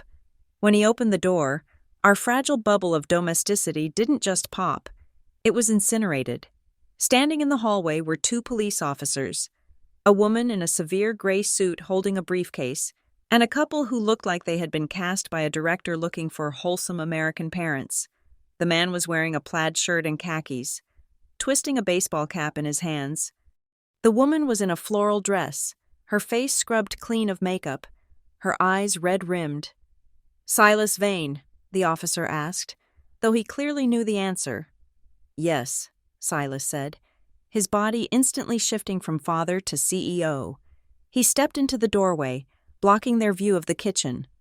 What is this? I am Detective Miller, the officer said. We are here to execute an emergency custody order for the minor child currently in your possession, known as Daisy. We adopted her, I said, stepping up beside Silas, my heart hammering a frantic rhythm against my ribs. We have the papers. the woman in the gray suit stepped forward. "I am afraid those papers are invalid, Mrs. Vane. My name is Patricia Thorne, no relation to your former fiancé, I assure you, and I represent Mr. and Mrs. Glover here." She gestured to the plaid-clad couple. "They are the biological parents of the child you call Daisy. Her real name is Lily, and they have been looking for her for 3 years." "That is a lie," Silas said, his voice dropping to a dangerous growl. "She was abandoned at a fire station. The parents were never found. We were carjacked. The woman, Mrs. Glover, wailed suddenly. It was a piercing sound that made me flinch. They took the car with our baby in it. We thought she was dead. We have been searching every day, and then we saw the news, the billionaire who rescued an orphan. We saw her picture. That is our Lily. We have the DNA results," the lawyer said, holding up a file. "A 99.9% match, and we have a court order signed by Judge Holloway demanding the immediate surrender of the child pending a hearing." "You are not taking her," Silas said. He didn't shout. He just stated it as a fact, immobile as a mountain. "Sir, if you do not comply, we will arrest you for kidnapping," Detective Miller said, his hand drifting toward his belt. "Do not make this ugly in front of the kid." Daisy had come to the hallway. She was clutching her stuffed rabbit, her eyes wide with terror. She looked at the screaming woman, then at Silas. She shook her head violently and backed away. "Call Harrison," Silas said to me, creating a wall between the police and Daisy. "Now." The next 48 hours were a blur of legal violence. We were not just fighting a custody battle, we were fighting a narrative. By Monday morning, the headlines were screaming, "Billionaire snatches baby from working-class heroes," "The Vane kidnapping scandal," "Origen stock plummeted 20% in a single morning." The board of directors called an emergency meeting to suspend Silas. But he didn't even pick up the phone. We were in family court. The air in the room was stale and recycled, smelling of despair and floor polish. Judge Holloway sat on the bench. I knew him by reputation. He was a man who enjoyed expensive golf trips and had a voting record that leaned heavily toward whoever funded his re-election campaign. Harrison, Silas's lawyer, looked grim. "It is a setup, Silas," Harrison whispered as we sat at the defense table. "I checked the adoption file at the agency. It is gone. The digital record of your donation, it has been recoded in the ledger as a personal gift to the director. It looks like you bribed her to hand over a child without a background check." "Evelyn," Silas hissed. His jaw clenched so tight a muscle feathered in his cheek. "She scrubbed the files." The hearing was a farce. The Glovers took the stand. They were perfect. Mr. Glover wept about the empty crib at home. Mrs. Glover talked about the nightmares she had of her missing baby. They had Photoshop jobs, clearly, but good ones of a baby that looked vaguely like Daisy. Then came the DNA evidence. "This test was conducted by an independent lab," the Glovers' lawyer stated, handing a document to the judge. "It is irrefutable." I looked at the document over the lawyer's shoulder. The lab was Helix Prime. It was a subsidiary of a shell company I recognized. It was one of the companies Bennett used to wash money for his art fraud. "It is fake," I whispered to Silas. "Bennett forged the DNA test." "We know that," Silas said, his hands gripping the table. "But we cannot prove it in 5 minutes. We need time." We didn't get time. When it was our turn, Harrison tried to argue for a stay, to request a second DNA test by a court-appointed lab. "Your Honor," Harrison argued, "my clients have provided a stable, loving home for this child. Uprooting her now, based on a test from a non-accredited facility, would be traumatic." "Traumatic?" Judge Holloway scoffed. "Traumatic is stealing a child from her grieving parents because you think your money puts you above the law. Mr. Vane, your arrogance is well documented." I looked over at the Glovers. Mrs. Glover was dabbing her eyes with a tissue. She was wearing a modest navy dress, trying to look like a respectable grieving mother. Around her neck hung a pendant. It was a vintage piece, a cameo of a woman's profile, set in tarnished silver. It looked like it belonged in a museum or an antique shop. It was designed to convey old family heirloom, to suggest that these people had history, roots, and dignity, despite their lack of money. But the light from the courtroom window hit the cameo, and I saw it. The silver setting had a very specific milling pattern on the edge, a tiny, repetitive, crosshatch texture. I froze. I knew that texture. I had seen it in a textbook on Victorian jewelry restoration. But more importantly, I had seen it in Bennett's studio. He had bought a specialized milling machine 3 years ago to replicate antique settings. He had complained that the machine had a defect. It left a microscopic skip in the crosshatch pattern every 3 millimeters. I squinted. There it was, a tiny skip in the pattern. It wasn't an antique. It was a prop. A prop made by Bennett Thorne to dress up his actors. Silas, I grabbed his arm under the table, my fingernails digging into his suit jacket. The necklace. The woman is wearing a necklace made by Bennett. It is a fake antique. I can prove he made it. Not now, Silas whispered, agonizing frustration in his voice. The judge is ruling. We have to stop him. All rise, the bailiff intoned. Judge Holloway didn't even look at us. He looked at the cameras at the back of the room. He was performing for the electorate. The court finds that the plaintiffs have established prima facie evidence of parentage, Holloway boomed. And given the dubious circumstances of the defendant's acquisition of the child which borders on human trafficking, I am granting immediate temporary custody to Mr. and Mrs. Glover, effective immediately. No, I screamed, standing up. You cannot do this. She doesn't know them. Sit down, Mrs. Vane, or I will hold you in contempt, the judge barked. The doors to the side chamber opened. A social worker led Daisy out. She looked small, so incredibly small.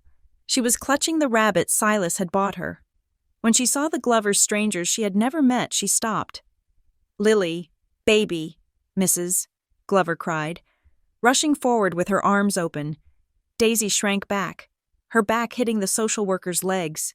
She looked at the woman with pure confusion, then fear. Her eyes darted around the room until they found us. Come here, sweetie. Mr., Glover said, grabbing her arm. He wasn't gentle. His grip was tight, possessive. Daisy tried to pull away. The rabbit fell to the floor. No, Silas roared. He vaulted over the low partition that separated the tables from the bench. Get your hands off her. 3 bailiffs were on him instantly. Silas Vane was a strong man, fueled by the adrenaline of a father protecting his young. But he was outnumbered. They slammed him against the wall, twisting his arm behind his back. Silas, I cried, trying to reach him, but Harrison held me back, and then it happened. The girl who had been silent for 3 years, the girl whose voice had been stolen by trauma, opened her mouth. Daddy. The scream tore through the courtroom like a physical force. It was ragged, high-pitched, and terrified. Daddy Silas, Mommy Juniper. She kicked Mr. Glover in the shin. She reached out her hands toward us, her fingers grasping at the air. Help me, Daddy. The sound of her voice broke Silas. He didn't care about the bailiffs. He didn't care about the judge. He threw one bailiff off him with a heave of his shoulders. He took a step toward her, his face a mask of absolute agony. I am coming, Daisy, he shouted. I am here. Taser, taser, a bailiff yelled. Stop, I screamed. Do not hurt him. Harrison threw himself between the bailiffs and Silas. He is standing down. He is standing down. Do not fire. Silas stopped. He looked at the taser pointed at his chest, then at Daisy. Mr. Glover had picked her up and was carrying her out the back door, her legs kicking, her screams echoing off the high ceilings. Mommy, Mommy! The door slammed shut. The silence that followed was heavy, suffocating, and filled with the sound of my own sobbing. Silas stood there, his chest heaving, his suit torn, his eyes fixed on the door where his daughter, his sister's daughter, had just been stolen for the second time. Judge Holloway banged his gavel.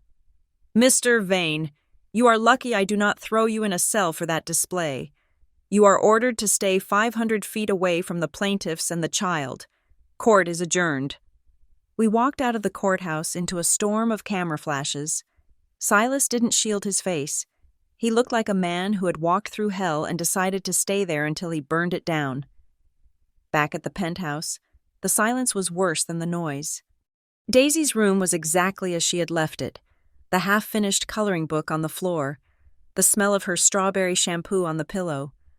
Silas walked into his office. He didn't sit down. He picked up a crystal decanter of whiskey and threw it against the wall. It shattered, amber liquid spraying over the white marble. "They took her," he said, his voice shaking. "I promised I would protect her, and I let them take her." "We will get her back," I said, my voice hard. I was done crying. Crying didn't work. Strategy worked. "But we cannot use the law. The law is owned by Evelyn." Silas turned to me. "I need money, real money, not stocks, not assets that can be frozen.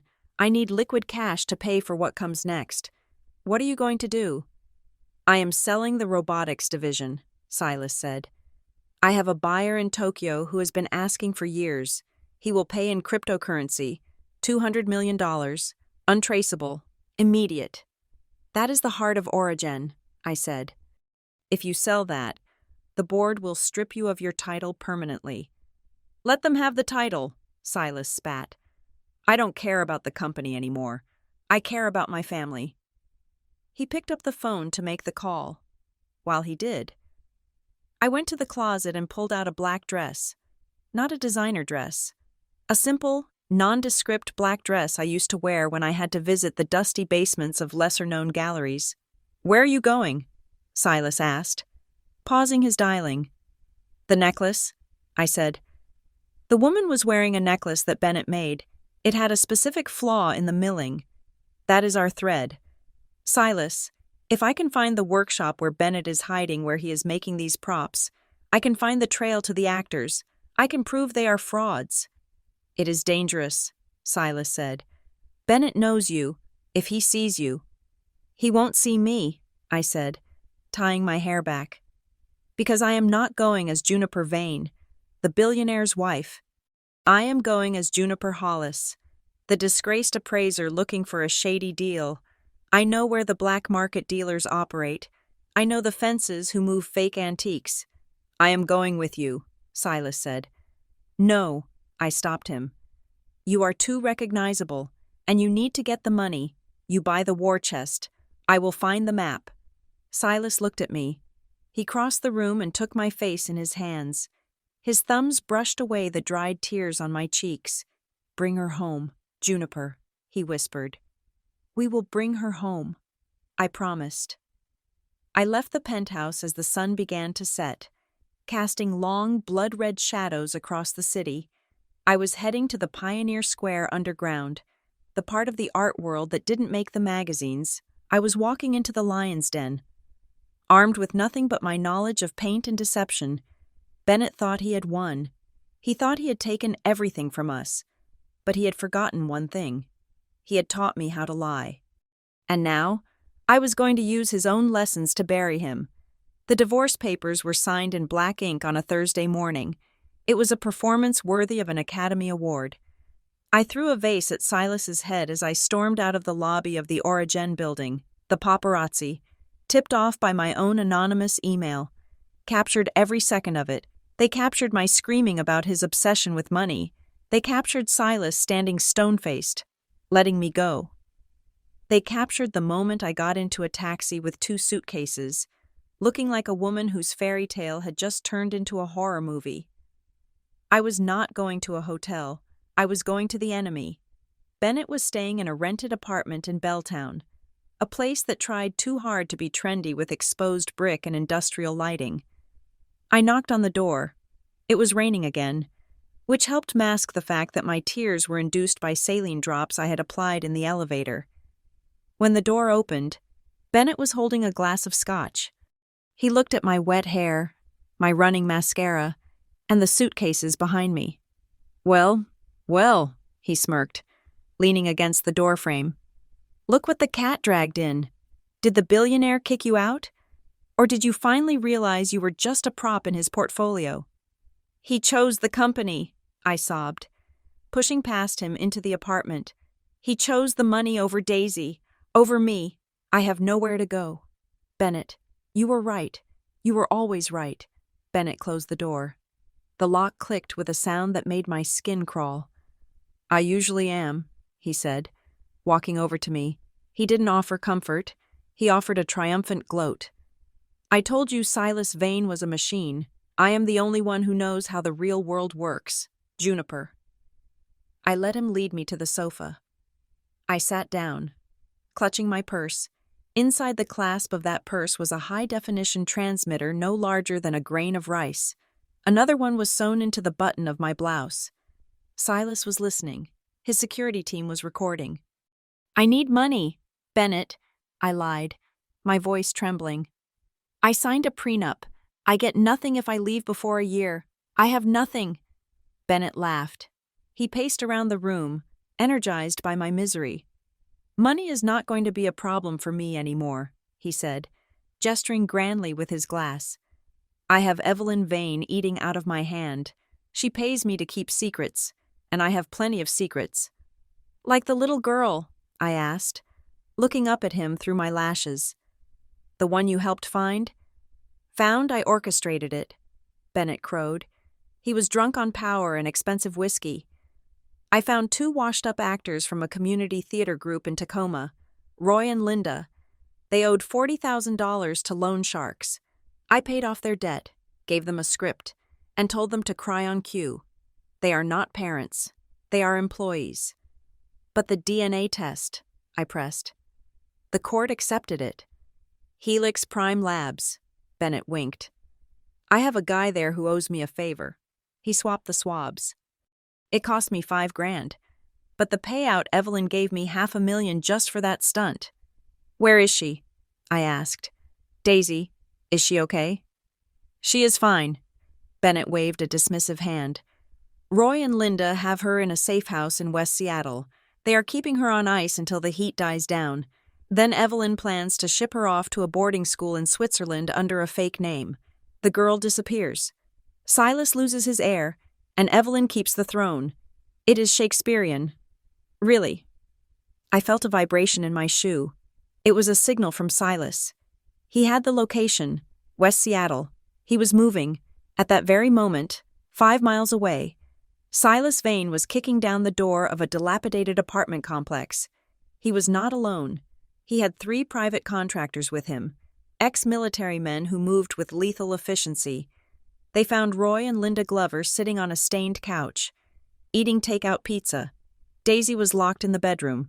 Silas didn't ask questions. He didn't wait for a warrant. He moved through the room like a hurricane. Linda screamed as the contractors secured them. Silas kicked the bedroom door open. Daisy was sitting in the corner of the dark room. She was thin, pale, and trembling. When she saw Silas, she didn't make a sound. She just launched herself at him. Silas caught her. He buried his face in her hair, checking her for injuries.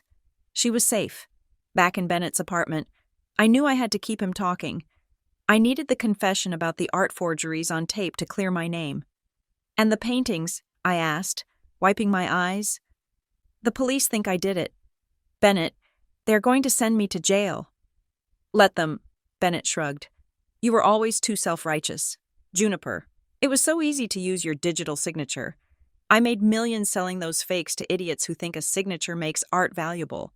And the best part? I pinned it all on the honest appraiser. You are a genius, I said, forcing the words out. But aren't you scared Evelyn will turn on you? Evelyn. Bennett snorted. Please, I have insurance. If I die, or if I get arrested, a file goes public. It contains proof that she knew about Amelia, proof that she paid me. She can't touch me. He walked over to me, his eyes dropping to my blouse. He reached out to touch the fabric. You know, he murmured, we could make a good team again, with my brains and your access. His hand brushed the second button of my blouse, the button with the camera. He stopped. He frowned. He fingered the button, feeling the slight rigidity of the lens. The air in the room changed instantly. The arrogance vanished, replaced by the sharp, cornered rat instinct that had kept him alive this long. He ripped the button off my shirt. A tiny wire trailed out from the fabric. "What is this?" Bennett hissed. Holding the tiny device up to the light, my cover was blown. I moved to run. But Bennett was faster. He grabbed my hair, yanking my head back. "You are wearing a wire," he screamed, spitting in my face. "You came here to spy on me after everything." "Silas knows," I shouted, clawing at his hand. "He is coming for you." "Is he?" Bennett sneered. He dragged me across the room. He pulled a gun from the drawer of the side table. A black, ugly thing. "Then let's give him a reason to hurry." He slammed the pistol against my temple. The world went white, then gray. I slumped to the floor, semi-conscious. Bennett pulled out his phone. He pointed the camera at me. I was bleeding from a cut on my forehead. My hands were tied behind my back with a lamp cord he had ripped from the wall. "Smile for the husband," Bennett said. 10 minutes later, Silas was in the back of an armored SUV, holding Daisy as she slept fitfully against his chest. His phone pinged. He opened the video message. He saw me, bound, bleeding, terrified. Bennett's voice came from behind the camera. "Hello? Silas? I see you got the girl back. Good for you. But I have the wife, and unlike the girl, Juniper is expendable. Here's the deal. You want to see her alive again? You bring the transfer deeds for Origen, all of it. The robotics, the biolabs, the patents. You sign it all over to a holding company of my choice. You have 1 hour. Meet me at the abandoned shipyard in Georgetown. Pier 4. Come alone. If I see a cop, if I see a drone, if I smell a rat." I put a bullet in her brain. Tick-tock. Silas went cold. He looked down at Daisy. He looked at the phone. "Take Daisy to the safe house," Silas ordered the driver. "Call Harrison. Tell him to draft the transfer papers. Everything." "Sir," the security lead, Cole, protested from the front seat. "You cannot give him the company. That is billions of dollars. It is your grandfather's legacy. We can take him. We have snipers." "He has a gun to her head," Silas said, his voice void of emotion but vibrating with intensity. "I am not gambling with her life. Do it." "But Evelyn," Cole started. "Evelyn is already making her move," Silas said. He was right.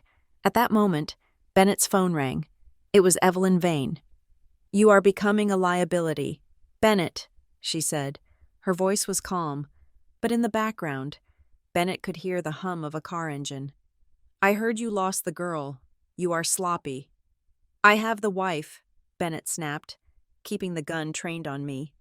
"And in an hour, I will have the company. You work for me now. Evelyn." "Do I—" Suddenly, the window of Bennett's apartment shattered. A bullet whizzed past Bennett's head, embedding itself in the wall. Evelyn had sent a cleaner. Bennett dropped to the floor, dragging me with him. "Crazy witch!" he screamed.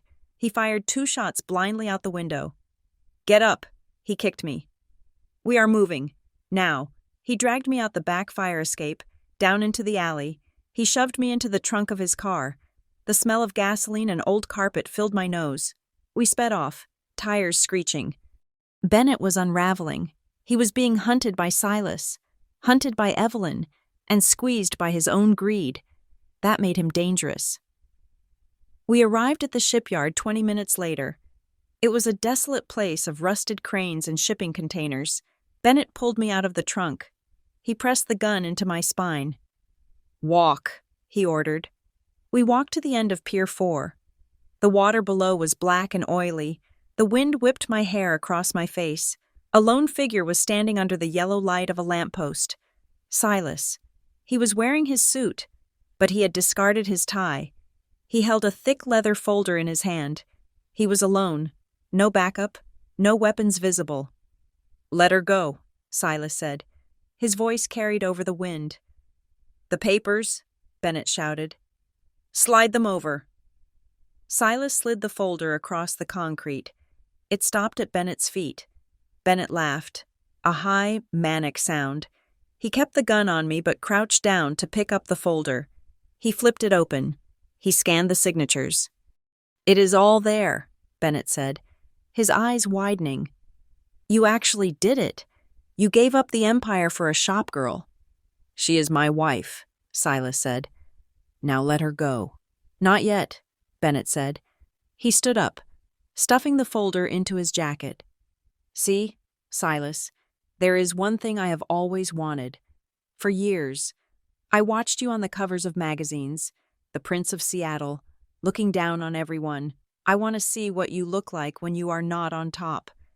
Bennett cocked the gun. He pressed the barrel harder against my neck. I whimpered. "Kneel," Bennett commanded. Silas looked at him. He looked at me. "Silas, don't," I cried. "Please, kneel," Bennett screamed. "Or I paint the pier with her brains." Silas Vane, the man who never bowed to anyone. The man who fought boardrooms and hostile takeovers with a glare, slowly bent his knees. He sank down onto the wet, gritty concrete. He lowered his head. "I am sorry," Silas said. His voice was broken. "I am sorry I could not protect you better." "Say it louder," Bennett taunted, stepping closer, drunk on his own victory. "Say, I am a loser, and Bennett Thorne is the better man." Silas looked up. His eyes were not defeated. They were burning with a cold, terrifying fire. He was calculating the distance. He was measuring the wind. He was waiting for the split second of distraction.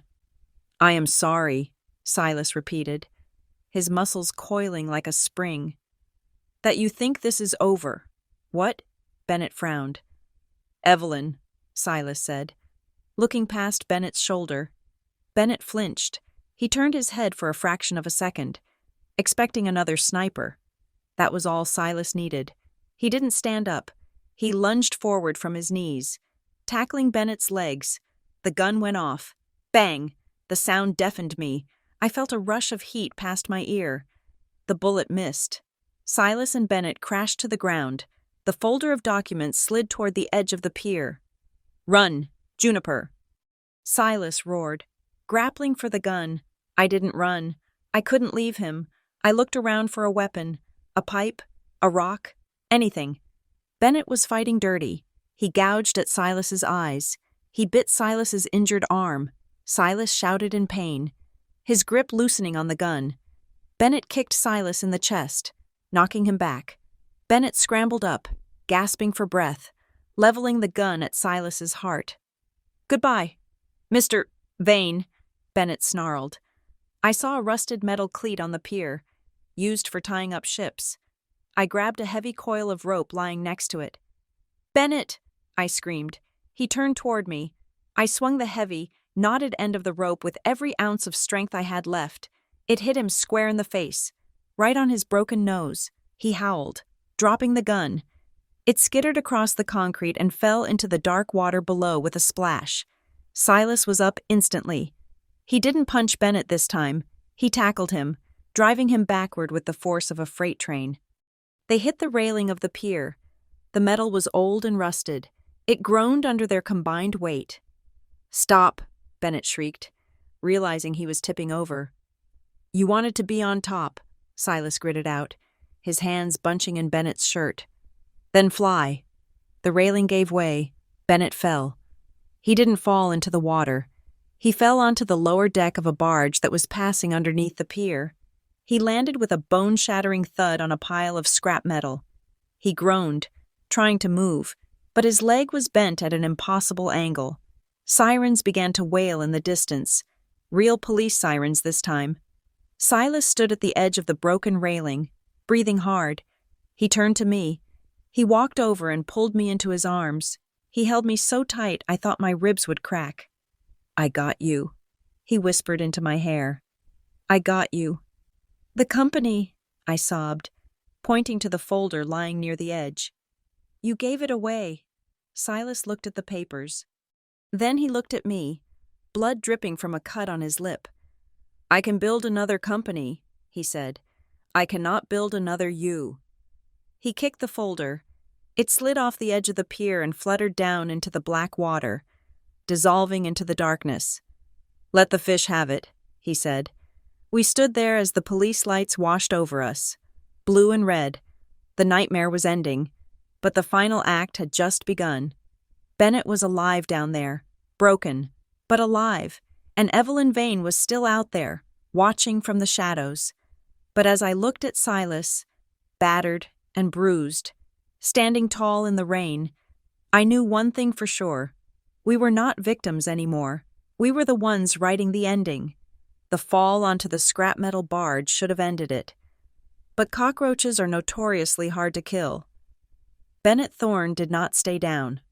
While Silas and I were having our moment of relief on the pier, blinded by the flashing blue lights of the arriving squad cars, Bennett had slithered off the barge and into the shadows of the adjoining structure, a massive, derelict warehouse that loomed over the shipyard like a rotting tooth.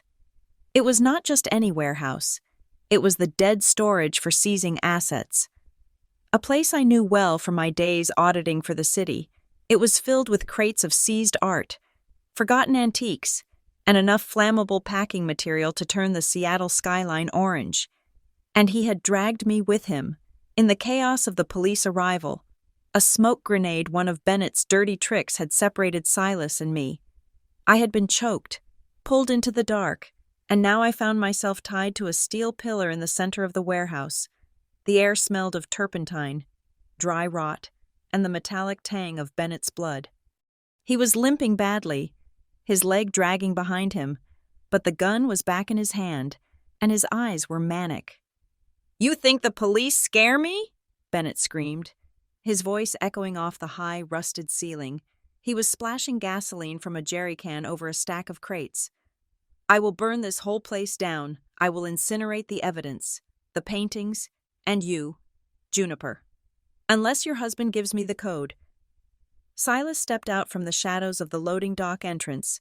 He was alone again. He had bypassed the police line, likely slipping in before they set up the perimeter. He looked calm, but it was the calm of a nuclear reactor seconds before meltdown. "The police are outside, Bennett," Silas said, his voice steady. "There is no escape. Put the lighter down." "The code," Bennett yelled, holding up a tablet he had stolen from Silas during the struggle on the pier.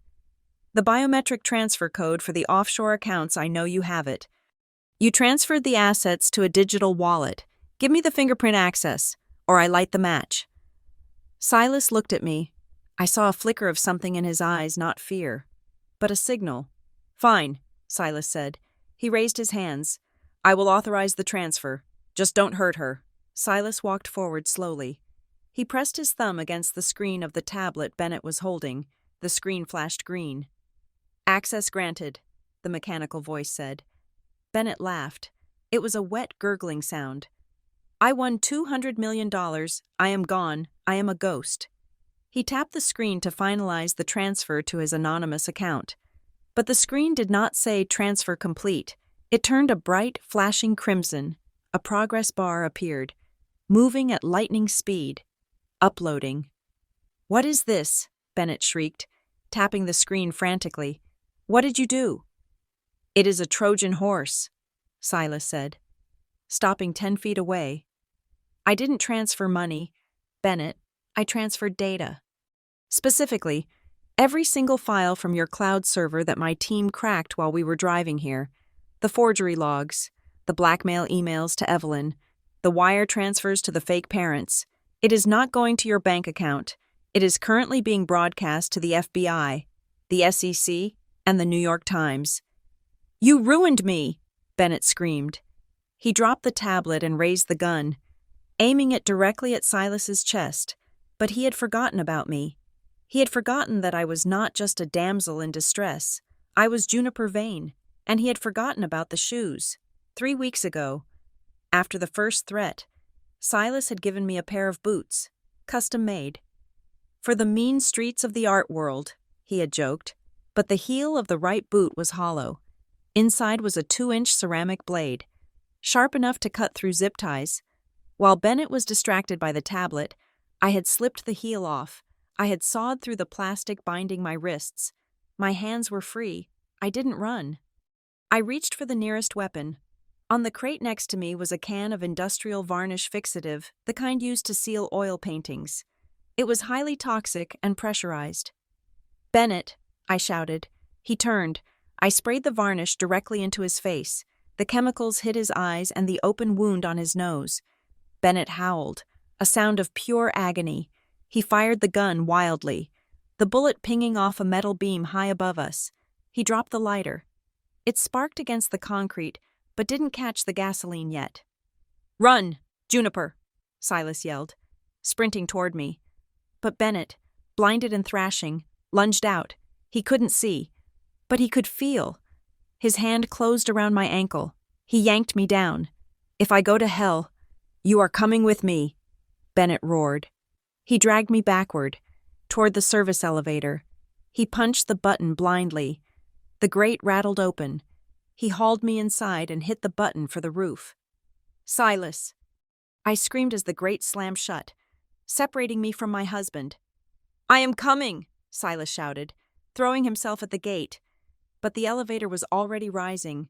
The roof of the warehouse was a flat expanse of tar and gravel, whipped by the wind and rain coming off the sound.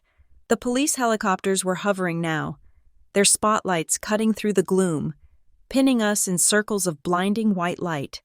Bennett dragged me out onto the wet tar. He was blinking furiously, his eyes swollen shut, tears streaming down his face to wash away the varnish. He pulled me to the edge of the roof. Below us was a 4-story drop to the concrete pier. "Back off!" Bennett screamed at the helicopters. He held me in front of him, the gun pressed to my neck. "I will drop her. I swear to God, I will drop her." The service elevator dinged. Silas walked out. He had climbed the maintenance ladder on the side of the shaft. He was soaked, his suit ruined, his chest heaving. "It is over, Bennett," Silas said, his voice carrying over the roar of the rotors. "Look at your phone. It is over." Bennett's phone, still in his pocket, was vibrating incessantly. "I don't care," Bennett sobbed. "I want a chopper. I want safe passage." "There is no safe passage for what you did," Silas said, stepping closer. "We found the car. Bennett, the one you used 10 years ago." Bennett froze. "What?" he whispered. "My team found the wreck in a salvage yard in Oregon," Silas said. "The one you paid to have crushed, but the operator kept for parts. We found Amelia's DNA in the passenger seat, and we found paint transfer from your old truck on the bumper." "She wouldn't stop crying," Bennett shouted suddenly, the confession tearing out of him. "She was going to tell everyone. She was going to tell your father that I was the one who got her pregnant. I was just an intern. They would have destroyed me." My blood ran cold. It wasn't just a random tragedy. Bennett had been the father. Bennett had been the man who ruined Amelia Vane. "So you ran her off the road," Silas said. His voice was terrifyingly quiet. "You killed my sister, and you killed your own unborn child." "I fixed a problem," Bennett shrieked. "Just like I'm fixing this one." He cocked the gun. Silas didn't wait. He launched himself at Bennett. The tackle took them both to the ground. The gun skittered away, sliding over the edge of the roof. They rolled in the gravel, punching, clawing. Bennett was fighting with the desperation of a cornered animal, but Silas was fighting with the rage of a brother who had mourned for 10 years. Silas pinned Bennett down, his hands around Bennett's throat. "Die!" Silas roared. "Die for her." But Bennett reached into his boot and pulled out a backup weapon, a small flare gun. He fired it point blank into Silas's chest. The flare didn't penetrate, but the impact and the heat knocked Silas back. His jacket caught fire. Silas rolled away, smothering the flames. Bennett scrambled up. He looked at me. He looked at the edge. He lunged for me, intending to push me over to distract Silas. I was ready. I didn't step back. I stepped forward. I used the self-defense move Silas had insisted I learn. I pivoted, driving my heel, the one with the blade still exposed, straight into Bennett's kneecap. He screamed, his leg buckling. He stumbled backward, his arms windmilling. He hit the low parapet wall. Momentum carried him over. He fell, but he didn't fall 4 stories. His hand clamped onto a rusted rebar jutting out from the concrete lip. He dangled there, 60 feet above the ground, swinging in the wind. "Help me!" Bennett screamed, staring up at us. His fingers were slipping on the wet metal. "Silas Juniper, pull me up. Please, I don't want to die." Silas walked to the edge. He looked down. His jacket was scorched, his face bleeding, but he stood tall. "Please," Bennett sobbed. "We are family." "In a way. Don't let me fall." Silas reached down. He grabbed Bennett's wrist. Bennett sagged with relief. Thank you, Silas. I knew you were soft." Silas stared into Bennett's eyes. He held him there, suspended over the abyss. "I am not saving you because I am soft," Silas said, his voice cutting through the wind like a razor. "I am saving you because death is too quick. You killed my sister. You stole my daughter. You tortured my wife. Death is a mercy you do not deserve." Silas hauled him up. It took every ounce of strength he had. He dragged Bennett over the wall and threw him onto the gravel roof. Bennett lay there, gasping, thinking he was safe. "The law will save you, Bennett," Silas said, standing over him, "and then it will bury you. You will rot in a cell for the rest of your natural life, and every day you will think about this moment, the moment you begged for a life you are going to hate." The door to the roof burst open. SWAT team officers poured out, weapons drawn. "On the ground now." Silas stepped back, raising his hands. He looked at me. "Daisy?" I asked, my voice trembling. Silas nodded toward the officer leading the team. The officer tapped his earpiece. "Target secure," the officer said to us. "The team in West Seattle has the girl. She is unharmed. Repeat, the child is safe." I collapsed. I didn't faint. I just sat down on the wet tar because my legs refused to hold me anymore. Silas was beside me in an instant, wrapping his ruined jacket around my shoulders. Across the city, another raid was taking place. Evelyn Vane was in her library, packing a Louis Vuitton bag with bearer bonds and diamonds. She had heard the police scanner. She knew Bennett had failed. She knew the files were out. She was halfway to the French doors when the front entrance of the mansion exploded inward. Federal agents swarmed the room. "Evelyn Vane, you are under arrest for conspiracy to commit murder, kidnapping, and fraud." Evelyn froze. She looked at the handcuffs. She looked at the portrait of her late husband Silas's father hanging above the fireplace. "I did it for the family," she hissed as they dragged her out. "He wasn't strong enough. Silas wasn't strong enough." Back on the roof, the rain had stopped. The clouds were breaking apart, revealing the lights of the city below. They looked like jewels. Bennett was being handcuffed, weeping openly. He was broken, defeated, and destined for a cage. Silas helped me stand up. He wiped a smudge of soot from my cheek. "It is done," he said. "Is it?" I asked, looking at the police lights. "The war is done," Silas said, pulling me into a kiss that tasted of smoke and rain and victory. "Now we just have to survive the peace." We thought the war was over. We thought that watching Bennett Thorne get hauled away in handcuffs and seeing the breaking news of Evelyn Vane's arrest meant we could finally exhale. We were naive. We had cut off the head of the snake, but we had forgotten about the tail. The tail can still thrash, and it can still strike with lethal desperation. It had been 5 days since the roof. Silas was healing, his arm in a sling, his ribs taped up. I was bruised but functional, the only person who mattered. Daisy was in a private trauma clinic in Bellevue. We had hired the best child psychologist in the state, Dr. Aris, to help her navigate the horror of being a pawn in a billionaire's game. We had armed guards at the door. We had protocols. We thought she was safe, but rats are good at finding cracks in the foundation. Roy and Linda Glover, the parents Bennett had hired, had not been caught. In the chaos of the raid on the safe house in West Seattle, they had slipped out the back window. And they didn't leave empty-handed. They had taken a duffel bag containing $200,000 in cash Evelyn's emergency fund, that she had left at the safe house for expenses. It should have been enough for them to disappear. But greed is a disease, and $200,000 does not last long when you are panicked and stupid. We were at the penthouse, trying to eat a normal lunch. When Silas's phone rang, it was an unknown number. He put it on speaker, expecting it to be his lawyer. "Mr. Vane," a voice cracked. It was Roy Glover. He sounded high-pitched, frantic, like a man standing on a ledge. "We have her again." Silas dropped his fork. It clattered against the china with a sound like a gunshot. "What are you talking about?" "The clinic," Roy laughed. A jagged, nervous sound. "Pulling a fire alarm is so easy, Mr. Vane. Everyone runs out. Chaos, confusion. And there was little Lily, just standing by the door. We took her. We are gone." "If you touch her," Silas said, his voice dropping to that terrifying dead calm, "I will hunt you to the ends of the earth." "You won't have to," Roy said.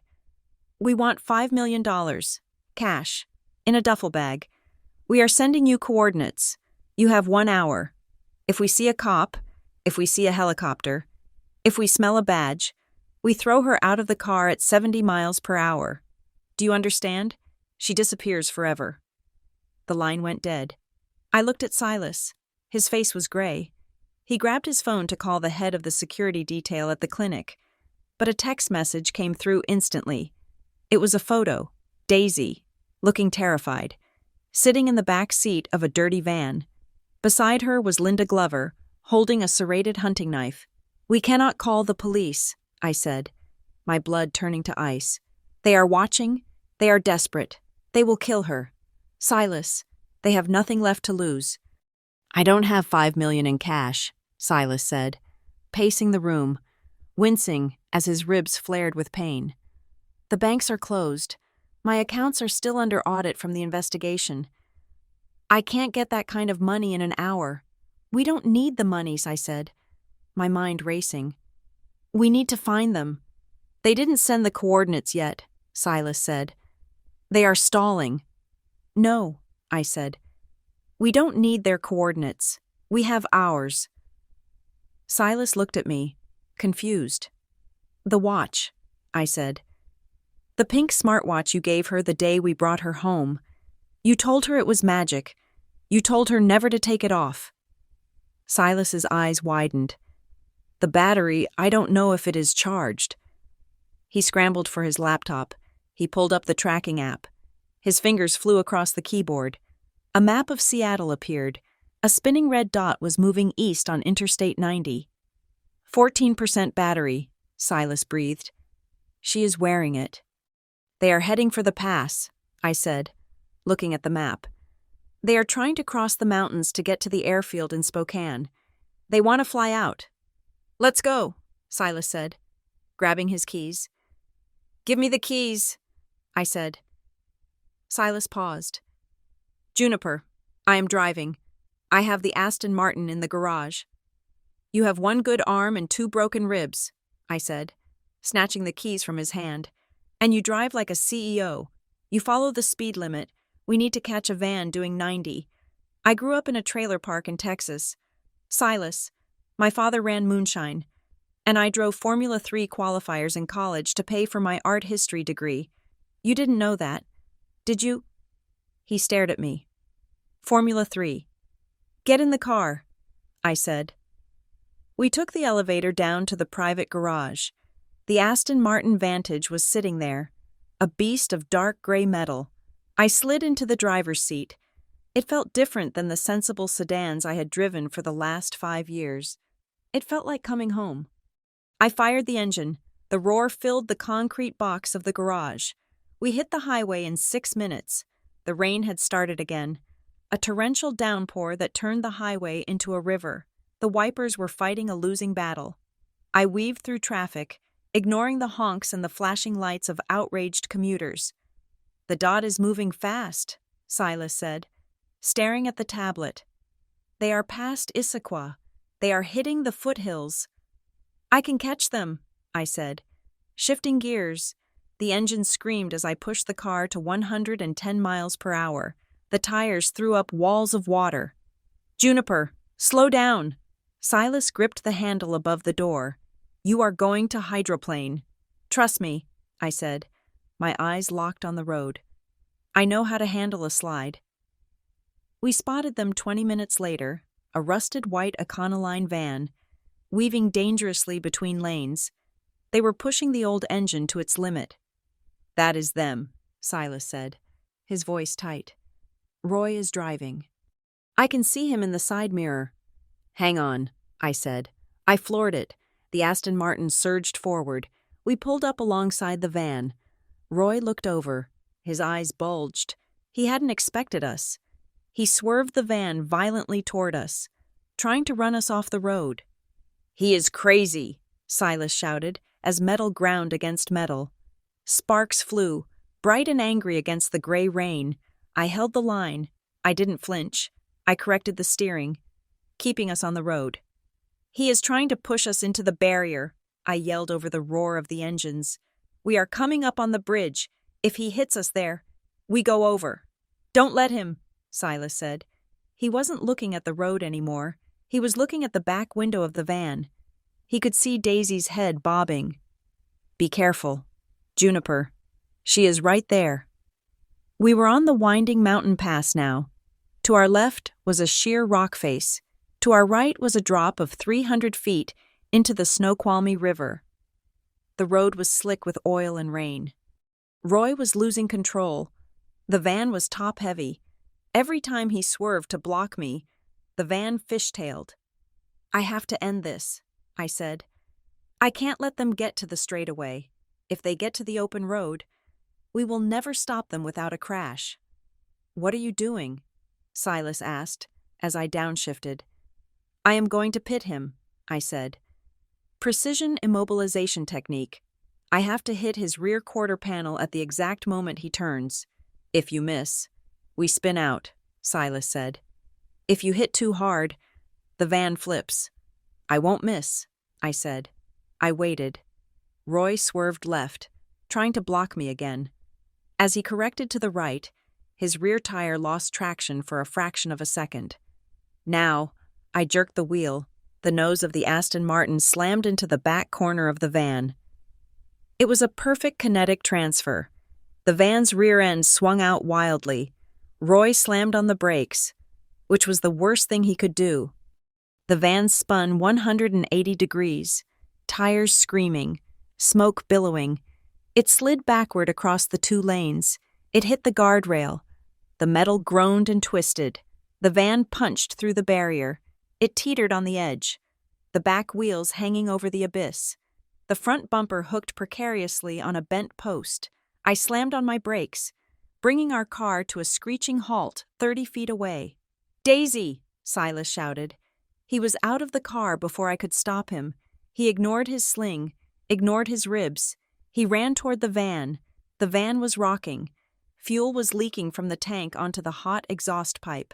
Smoke was curling up from the undercarriage. "Don't move!" Silas screamed at the van. Roy was slumped over the steering wheel, unconscious, blood on his forehead. Linda was in the passenger seat, screaming hysterically, clawing at the door. Silas reached the van. He didn't go for the front doors. He went to the side sliding door. It was jammed. "Daddy!" A muffled cry came from inside. "I am here," Silas yelled. He grabbed the handle with his good hand and pulled. It wouldn't budge. "Use the crowbar," I shouted, running up to him. I had popped the trunk and grabbed the tire iron. Silas took it. He jammed it into the gap of the door. He leveraged his entire body weight against it. I heard a rib crack and audible snap, but he didn't stop. He roared with effort. The door popped off its track and slid open. Daisy was strapped into a car seat that looked like it had been stolen from a dumpster. She was crying, her face red, but she was alive. "Give me your hand," Silas said.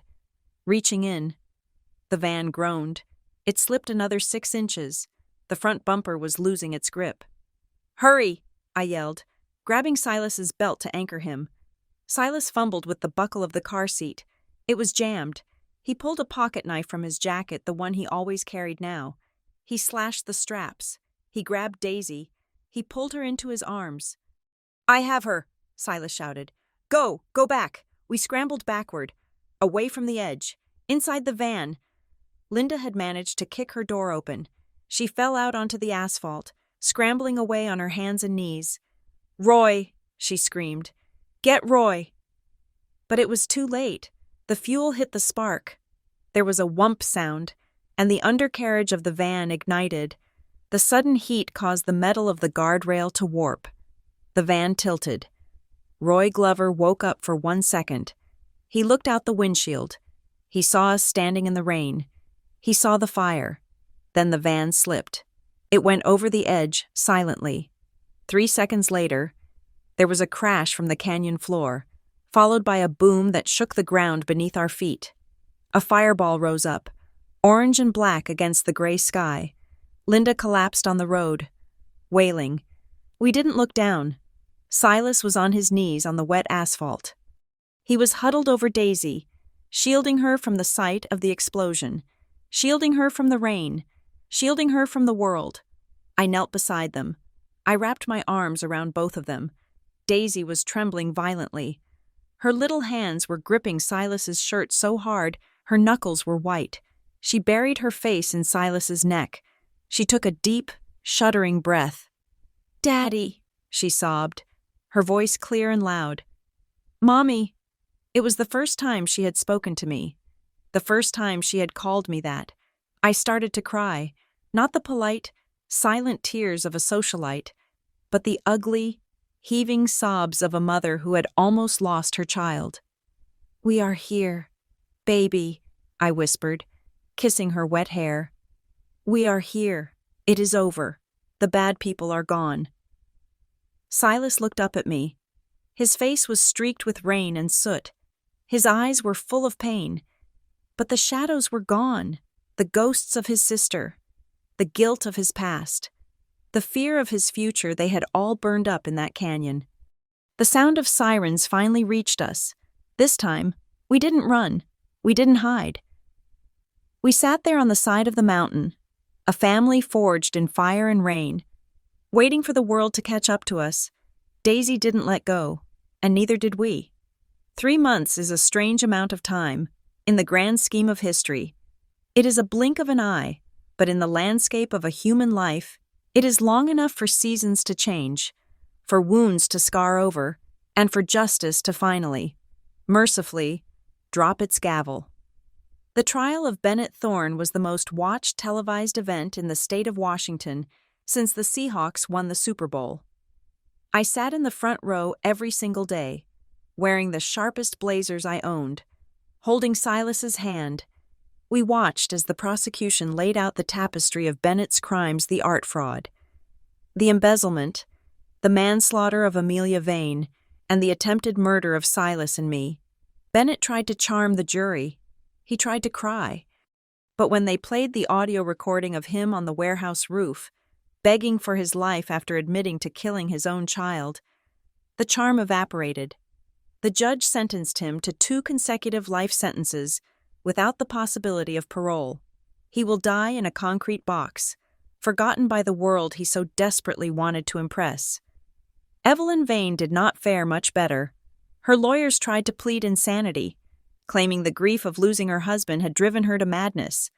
But the paper trail, the wire transfers to Bennett, the payments to the Glovers proved that her madness was cold, calculated, and entirely lucid. She was stripped of her assets, her social standing, and her freedom. She is currently serving 20 years in a federal penitentiary for conspiracy and fraud. Silas got his company back. In fact, he got more than that: the board of directors, realizing they had almost handed the keys to a criminal dynasty, begged him to return. Origen stocks are up 40% since the day he walked back into the office. And me, I was cleared. The forensic analysis of the paintings proved beyond a shadow of a doubt that Bennett had framed me. My reputation was not just restored, it was elevated. The Seattle Art Museum offered me the position of Director of Acquisitions. It is the job I had dreamed of since I was a girl reading art books in a trailer park. We had won. We had everything. Except, perhaps, each other. As the leaves in the Pacific Northwest turned from green to burning gold, a silence settled over the penthouse. It was not the angry silence of our early days, nor the comfortable silence of our partnership. It was a terrified silence. The contract, the 1-year agreement we had signed in the limousine, was approaching its expiration date. Technically, we still had a few months, but the weight of it hung in the air like humidity before a storm. We had signed up for a business transaction. We had signed up for a fake marriage to secure a legacy and health insurance. We had not signed up for love, and because we were both broken people. Survivors of abandonment who had built walls to survive. Neither of us knew how to ask if the contract could be rewritten. I became polite. I started asking Silas if he would be home for dinner instead of assuming it. I moved my things slightly apart from his in the bathroom. I was preparing myself for the inevitable. I convinced myself that Silas, now free of his enemies and secure in his empire, would want a real wife, not a partner in crime, not a woman with a history of trauma, a proper society wife who didn't know how to drive a getaway car. Silas, in turn, retreated into his work. He stayed late at the office. When he was home, he would look at me with an intensity that made my heart ache. But he would not say the words. He was waiting for me to leave. I was sure of it. Daisy was the only one who didn't buy our act. She was thriving. Doctor? Aris said her recovery was miraculous. She was talking now, a constant stream of chatter about school, her friends, and her drawing. She called us Mom and Dad without hesitation. One rainy Tuesday evening, we were sitting at the dinner table. The sound of silverware scraping against china was the only noise in the room. "You guys are being weird," Daisy announced. She was 6 years old now, and she possessed the emotional intelligence of a therapist. "We are just tired, sweetie," I said, forcing a smile. "No," Daisy shook her head, stabbing a piece of broccoli. "You are acting like you are in time out. Did Daddy do something bad? Did Mommy break a vase?" Silas looked up from his plate. He looked at Daisy, then at me. "No," Silas said softly. "Nobody did anything bad. We are just figuring out the next steps." "Well, figure it out faster," Daisy said. "Because I drew a picture of us going to the zoo on Saturday, and I need to know if I should draw Daddy in the picture or if he is going to be working again." The guilt hit me like a physical blow. That night, after Daisy had gone to sleep, Silas knocked on the door of the bedroom. We had been sleeping in the same bed for months, finding comfort in each other's warmth after the nightmares. But tonight, he was fully dressed in his suit. "Can we talk in the study?" he asked. His voice was formal. "This is it," I thought. My heart shattered into 1,000 tiny pieces, but I kept my face smooth. "This is the end." I followed him into the study. He walked behind his desk and picked up a manila envelope. He held it out to me. "What is this?" I asked, though I knew. "I promised you," Silas said, looking at the floor. 1 year. I promised that when the dust settled, when your debts were paid and your name was clear, you would be free. You held up your end of the deal. Juniper. "You saved my company. You saved my niece. You saved my life." I took the envelope. My hands were shaking. I opened it. It was a petition for divorce, irreconcilable differences. Silas had already signed it. The settlement figure was astronomical, $50 million, enough to buy the museum, not just work there. "You want me to leave," I whispered. The paper felt heavy, like lead. Silas walked to the window, looking out at the rain-streaked city. "I want you to be happy," he said, his voice thick with emotion. "I dragged you into my hell. Juniper, I put a target on your back. I almost got you killed. You deserve a life that is not full of violence and lawyers and danger. You deserve a man who is whole, not a man who is glued together by vengeance." He turned to face me. His eyes were red. "You are free," he said.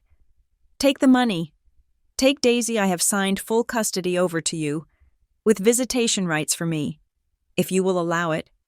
Go find someone who can give you the peace I can't." I looked at the man I loved. I saw the fear in his eyes. He wasn't rejecting me because he didn't love me. He was rejecting me because he loved me too much to keep me in his darkness. He didn't realize that he was my light. I looked down at the divorce papers, the legal jargon that defined the end of us. Then, slowly, deliberately, I ripped the paper in half. Silas froze. Juniper. I ripped it again, and again, until the $50 million settlement was nothing but confetti on the Persian rug. I do not want the money, Silas, I said, my voice rising. And I do not want freedom. Freedom is lonely. Freedom is waking up in a cold bed wondering if the person you love is okay. I walked around the desk. I stood right in front of him. You think you are broken? I asked. So am I. I have been left at the altar 3 times. I lost a baby. I almost drove a car off a cliff. We are both a mess. Silas. But we are a mess that fits together. But the contract, Silas started. Screw the contract, I yelled, poking him in the chest. I am not an employee. I am your wife. I fought for you. I bled for you. And if you think you can fire me just because things are calm now, you are the stupidest genius I have ever met. Silas stared at me. The walls he had built, the defenses he had reconstructed over the last 3 months, crumbled. He let out a breath that sounded like a sob. I love you, he whispered. I love you so much it terrifies me. Good, I said, grabbing his lapels. Be terrified, but do it with me. Silas didn't kiss me, not yet. He dropped to his knees. It wasn't like the first time at the courthouse, when he stood tall and offered me a business deal. This was an act of surrender. He reached into his pocket. He didn't pull out a ring box. He pulled out a loose ring. It wasn't a diamond. It was a band of twisted gold and platinum, woven together inextricably. And in the center, instead of a stone, there was a tiny, encased piece of blue sea glass. I made this, Silas said, looking up at me. I took a jewelry welding class at night for the last 2 weeks. I told you I was working late. I wasn't. I was making this, I gasped. Silas. The glass is from the beach where we found Daisy's van, he said. It has been battered by the ocean, ground down by the sand, and thrown against the rocks, but it survived, and it is beautiful because of what it went through, like us. He took my hand. Juniper Hollis, he said. Will you marry me for real this time? No contracts, no exit clauses, just us, until the end of the line. Yes, I choked out, tears spilling down my face. Yes, you idiot. Yes. He slid the ring onto my finger. It fit perfectly. He stood up and kissed me. And for the first time, I didn't taste desperation or fear. I tasted forever. We didn't wait. We didn't want a grand society wedding. We had had enough of performances. 2 weeks later, we stood in the garden of the estate. It was a small affair, just the 3 of us, and a few close friends from the museum. Daisy was wearing a yellow dress and holding a basket of petals, which she was throwing with great enthusiasm at the family dog. The officiant stood before us. It was not a priest. It was not a judge. It was Mrs. Higgins. We had tracked her down at the King County Courthouse and begged her to come. She was wearing a hat with a magnificent purple feather, and she looked as grumpy and wonderful as the day we met her. I knew it, Mrs. Higgins said as we stood before her, hand in hand. She adjusted her spectacles. I told you to in that waiting room. You looked like a disaster waiting to happen. But you were the same kind of disaster. I have married 10,000 couples, and I have never seen 2 people look at each other the way you did when you thought no one was watching. We exchanged vows, real ones this time. We promised to protect each other. We promised to be the family we never had. By the power vested in me by the state of Washington, and by my own excellent intuition. Mrs. Higgins beamed. I pronounce you husband and wife. You may finally kiss the groom like you mean it. Silas kissed me, and the small crowd cheered. Daisy ran up and hugged our legs, burying her face in my dress. Later that afternoon, the clouds began to clear. The notorious Seattle rain, which had been threatening to drown the reception, suddenly stopped. The sun broke through, turning the wet grass into a field of diamonds. I found Silas standing on the porch, watching Daisy play tag with the dog. He looked at peace. The tension that had held his shoulders for 20 years was gone. I walked up behind him and wrapped my arms around his waist. "Hey," I said. "Hey," he smiled, turning to face me. "Happy, Mrs. Vane?" "Very," I said. I took his hand and placed it on my stomach. Silas froze. His eyes widened.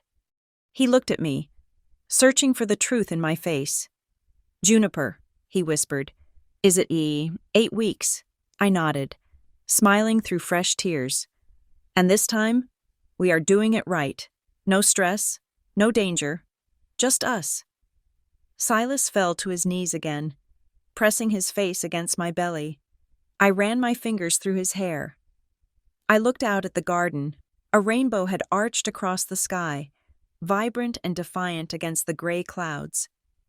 I thought back to that day at the courthouse, the smell of antiseptic, the 3 ruined dresses, the clerk's joke that changed the world. It wasn't a joke. It was the universe pushing 2 broken stars together so they could finally shine. "We agreed," I whispered to the wind. 10 minutes later, my life began. Thank you so much for listening to this story. I hope you enjoyed the journey of Juniper and Silas as much as I enjoyed writing it. I would love to know where you are tuning in from today. Are you listening from a rainy city like Seattle or somewhere sunny? Please let me know in the comments below. I read every single one. And if you want more stories like this, please make sure to subscribe to the Sweet Rose Drama channel. Smash that like button and hit the hype button to help this story get discovered by more people. Your support means the world to me.